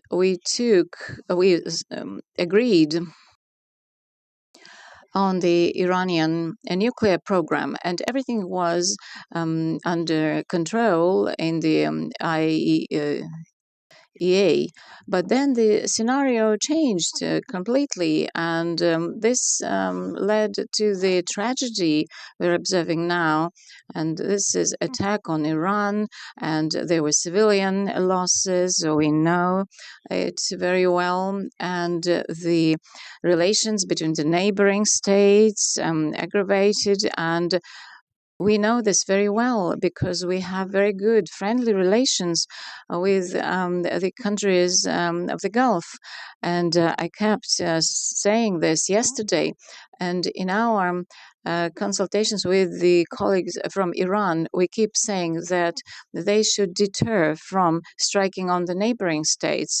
But they give a very straightforward answer. They say, we have been attacked, our children are being killed, and all the leaders of the state were killed.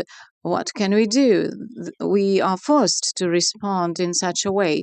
So, from this perspective, yeah, the situation is not very simple. We have very good relations with Iran, with the Arab countries, and we are in quite a difficult position. But we believe that the decision of President Trump to stop the combat activities is a right one.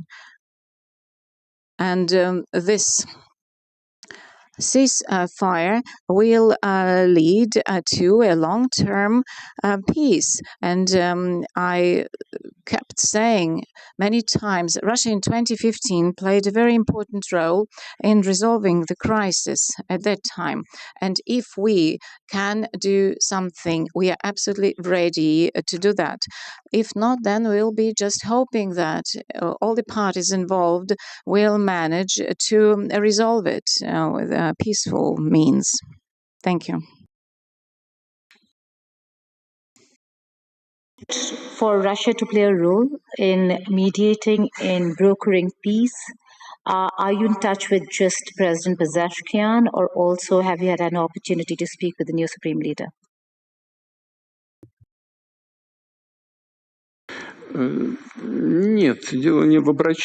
Well, this is not about them approaching us. You know, I think it was a year ago, or maybe somewhat later, but we reminded them of our cooperation back in 2015 when we took away the enriched uranium into the Russian territory. Back then, it led to a détente, de-escalated the tensions. We said this is once again possible, and if all the parties involved are interested in Russia playing a similar role. At this point in time, we are ready to do the same. We have the requisite technology available. And originally, I would like to say almost all the parties involved in the conflict, both Iran, Israel, and the US, said yes. They said it was interesting, this could be considered.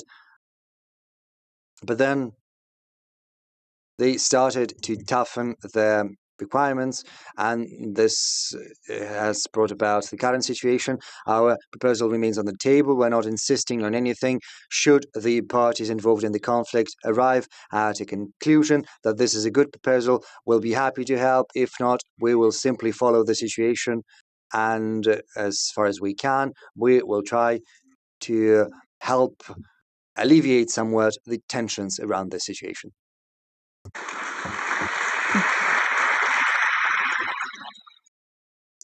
Does the offer for the uranium enrichment to be taken to Russia still stand? Are you engaged with Washington, D.C. on this? Because I suppose D.C. is very clear that they want to have the uranium, and Iran is insistent that it stays in Iran.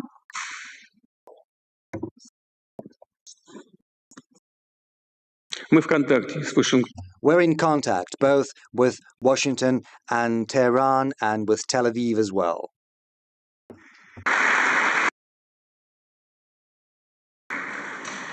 Because you mentioned Tel Aviv, do you think Prime Minister Netanyahu's plans, as they stand, are one of the main reasons why America is in a position where it needs to, one, look at how to get out of this, how to exit this?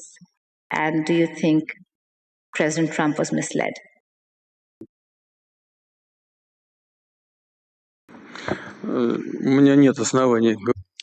Well, I have no grounds to believe that President Trump was misled because he's a very mature person, a very experienced politician. I don't think anyone from outside can exert any significant influence on him. We know very well the concerns of Israel. They are related to their perception that Iran seeks a nuclear weapon, even though on multiple occasions before, Iran had stated, and it keeps stating, that it entertains no such plans, and we have no grounds to believe otherwise because we have no proof that Iran seeks a nuclear weapon. But that said, Israel has these concerns, and the main problem around this situation is the lack of mutual trust between the parties. And in this particular case, it is important to place these materials under the IAEA control. IAEA is an international organization, and the leader of the IAEA was here in contact with us because the start was given to the construction of a nuclear power plant in Uzbekistan. So if it's placed under the IAEA control, I see no problem with that. As for agreeing on the level of enrichment within Iran, this is another matter entirely. I think it's less acute. I think Iran is entitled to a peaceful nuclear program, and we cooperate with Iran in peaceful nuclear energy. We build an energy unit of an NPP in Bushehr in Iran. It's operational, and we keep constructing another 2 energy units, and our experts are on the ground. Most of the personnel has been evacuated because Bushehr is almost on the coast of the Strait of Hormuz. So basically within the area of hostilities, part of the personnel, the women, the children, we have had to evacuate them, but some of the personnel still remain. And in that case, I would like to draw your attention to the fact that we're in contact with both Israelis and the Americans on this matter. They told us, yes, some missiles fell next. That was a coincidence. That was not deliberate. There are no grounds that it would be repeated, and we have no grounds not to believe them. We see Israel's concerns, and also we see there is a willingness to ensure the safety and security of the NPP in Bushehr, but it's quite otherwise in Zaporozhye, where there's the NPP and where the Ukrainian armed forces are constantly carrying out strikes next to the station in the proximity, and there was a recent strike. I think they lost their minds. They struck against the energy unit, but luckily there's been no consequences. It has been shut down, but it was not damaged, and yet the situation is very, very dangerous because there's spent nuclear fuel, and should the vessels carrying them be damaged, a very big question begs itself where the wind is going to blow, and there's no guarantees that it's going to blow in the Russian direction. Probably it's going to blow in the European direction. So the Europeans that are condoning the actions of the Kiev regime should think about their own safety. Incidentally, quite ambiguously, unequivocally, this was mentioned by the head of the IAEA, Mr. Grossi. This is what he said. And now getting back to your question. In general, once the situation calms down, we intend to keep working with our Iranian friends and constructing these nuclear facilities. But of course, we could play a certain role here. We could assuage the Iranian concerns, because they're concerned that there are restrictions being placed on their peaceful nuclear energy. But since we are working with them, we stand ready to provide them with everything they need, including the enriched uranium they need for their nuclear energy. Economic or friendship or economic partnership, President, sir, there are reports in Western media where they say that Russia has supported Iran, not just symbolically, not just in words, but in satellite images, in data sharing, in information sharing. What do you have to say to those reports?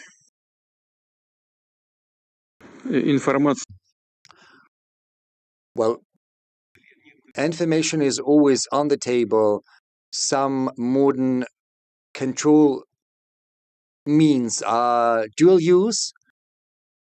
I don't know for sure, but I think Iranians could have been getting information not just from our satellites, but also from commercial satellites. Commercial satellites sell this information on a commercial basis. It's very simple. As far as our weapons are concerned, Iran has never requested us for anything, and we have not provided them with any weapons.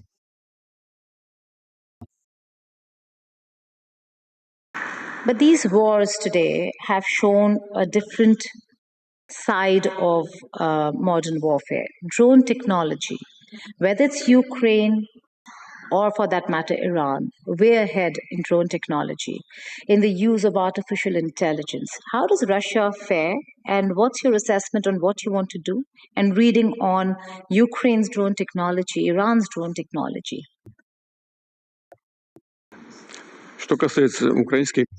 Well, as far as Ukrainian armed UAVs are concerned, they have to be shot down, and we have to be more efficient about that. As for the artificial intelligence, indeed, the US and Europe are actively developing these technologies, and we're doing the same. And mostly UAVs or spare parts for UAVs come from Europe to Ukraine. Some spare parts come from the US. Whereas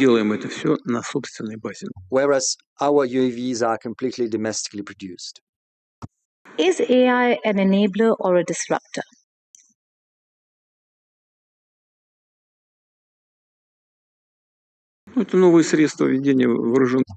Well, this is a new means of warfare. There's nothing strange about that, or nothing new. Everyone starts getting ready once it has already become part of real life, real warfare. But these are not the only means of carrying out warfare.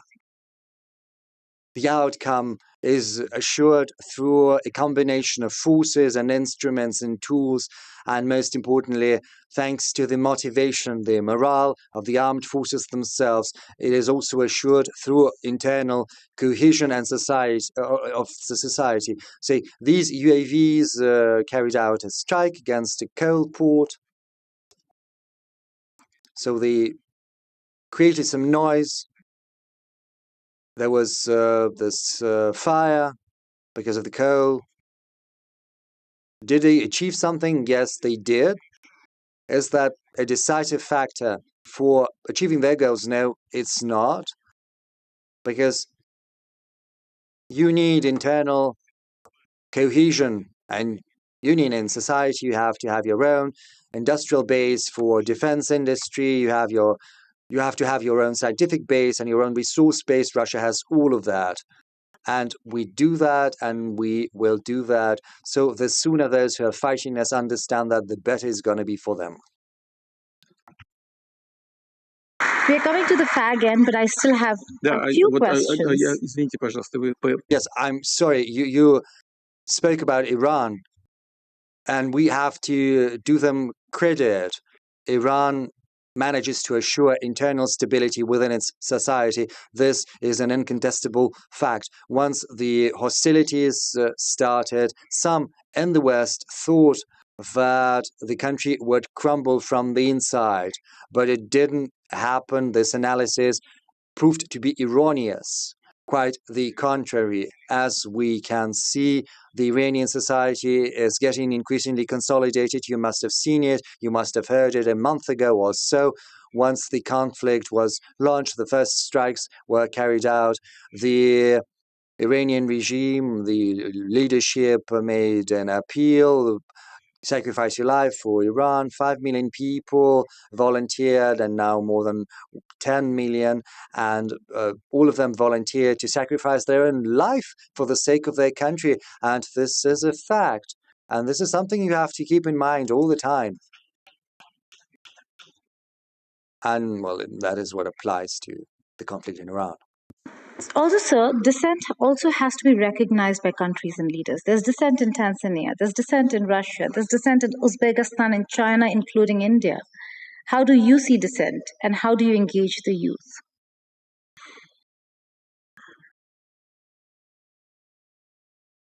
Чем больше точек зрения, the more points of view exist, the better it is, because you can choose the best.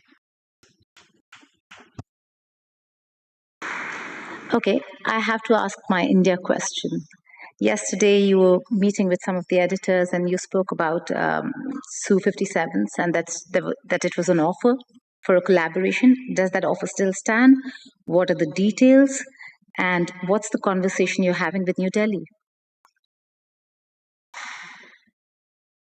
у нас с Индией очень India and we have very good long-standing relations in terms of military and technical cooperation and interaction. A significant portion of the armed forces of India are equipped with Russian equipment, with Russian material. This is a tradition that dates back to the Soviet times, and this tradition is kept alive.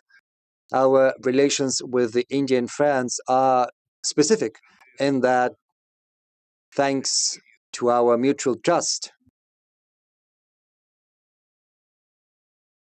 we concentrate not just on trade, not just on buying and selling, we're also concentrating on joint research and development. One of the most the greatest examples is the medium-range missile BrahMos. Indian experts participated in the design of this missile from the very beginning, and Russian experts as well, and the outcome was great. India has traditionally been purchasing our aircraft, both planes and helicopters from us. Su-57 is a very good aircraft, probably the most modern one, the most up-to-date in the world as of now, and it is also the most efficient. We offered, and I said that to our Indian friends yesterday, we offered we should do that together. Well, it didn't work out, but we did it on our own, and we stand ready to sell Su-57, probably. There are 2 pilot configurations, and it could also serve as a command center. So forging ahead, and we are very efficient, not just in aviation, but also in maritime equipment, submarines, and surface vessels. Is there a waiver? Is there a waiver or carve out for India in acquiring and procuring Su-57s and S-500 air defense systems from the United States of America? And will that stand? How do you think India should be dealing with America and the sanctions? Индия всегда ведет себя как Well, I would say India always acts as a sovereign country, and under the leadership of Prime Minister Modi, any potential threats of sanctions would boomerang immediately. And I know that for sure we've been in close talks with Prime Minister Modi for a long while, and he knows that for sure. We all remember time when Prime Minister Modi was banned from going to the territory of the United States of America. And I know that Prime Minister Modi would never forget about it. Now he's a prime minister, all the sanctions have been eliminated, and the relationship between the USA and India are developing successfully, as I understand. And India is a sovereign country, and it is free to choose those products that they consider to be most up to date and most applicable for them, and obviously offering the best price quality ratio. No matter what people say, India has always been acting in this manner. How? Well, India is always guided by its national interests. Of course, that is a very sensitive area, the defense area. But one thing is particularly important. It is crucially important. And the thing is that our cooperation with India, just like with all other partners of ours, is not subject to political environment. We can't be dictated. Do not deliver that to India. Nobody can dictate us, and nobody would even try to do that. We are always going to do what we consider to be right, and we will always stand true to commitments given to our partners, especially such partners as India. And in this spirit, according to those rules, we do our business, and this is how we're determined to continue. I began the session by saying we can't be dictated to, and my co-moderator, President Putin, has said the same. On that note, we end the session. Thank you so much for joining us.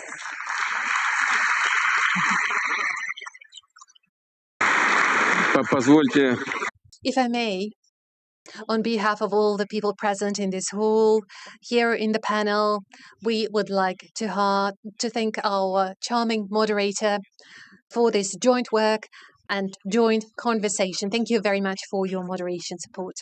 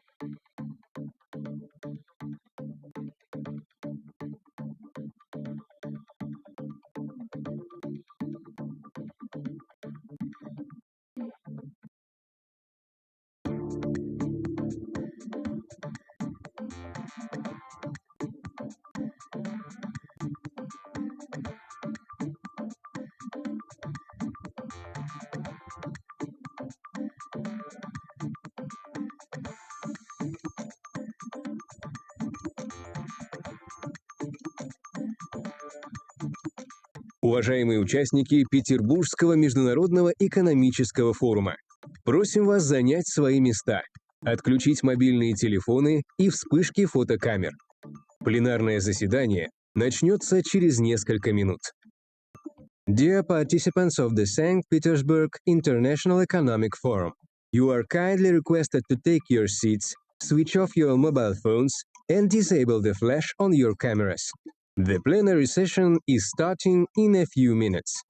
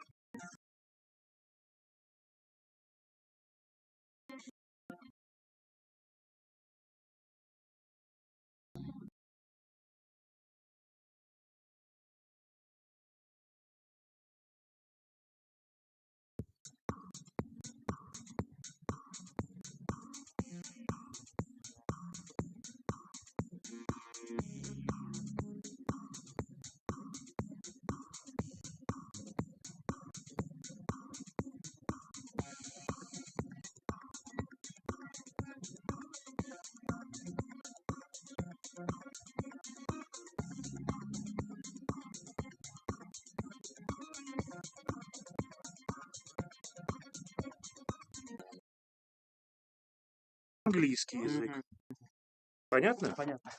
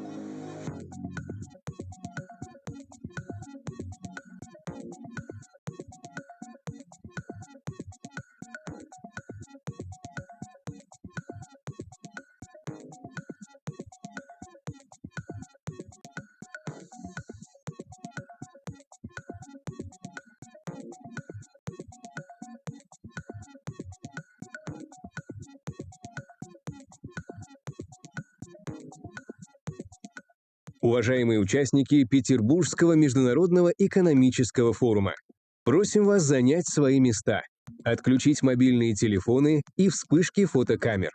Пленарное заседание начинается. Dear participants of the St. Petersburg International Economic Forum, you are kindly requested to take your seats, switch off your mobile phones, and disable the flash on your cameras. The plenary session is starting now.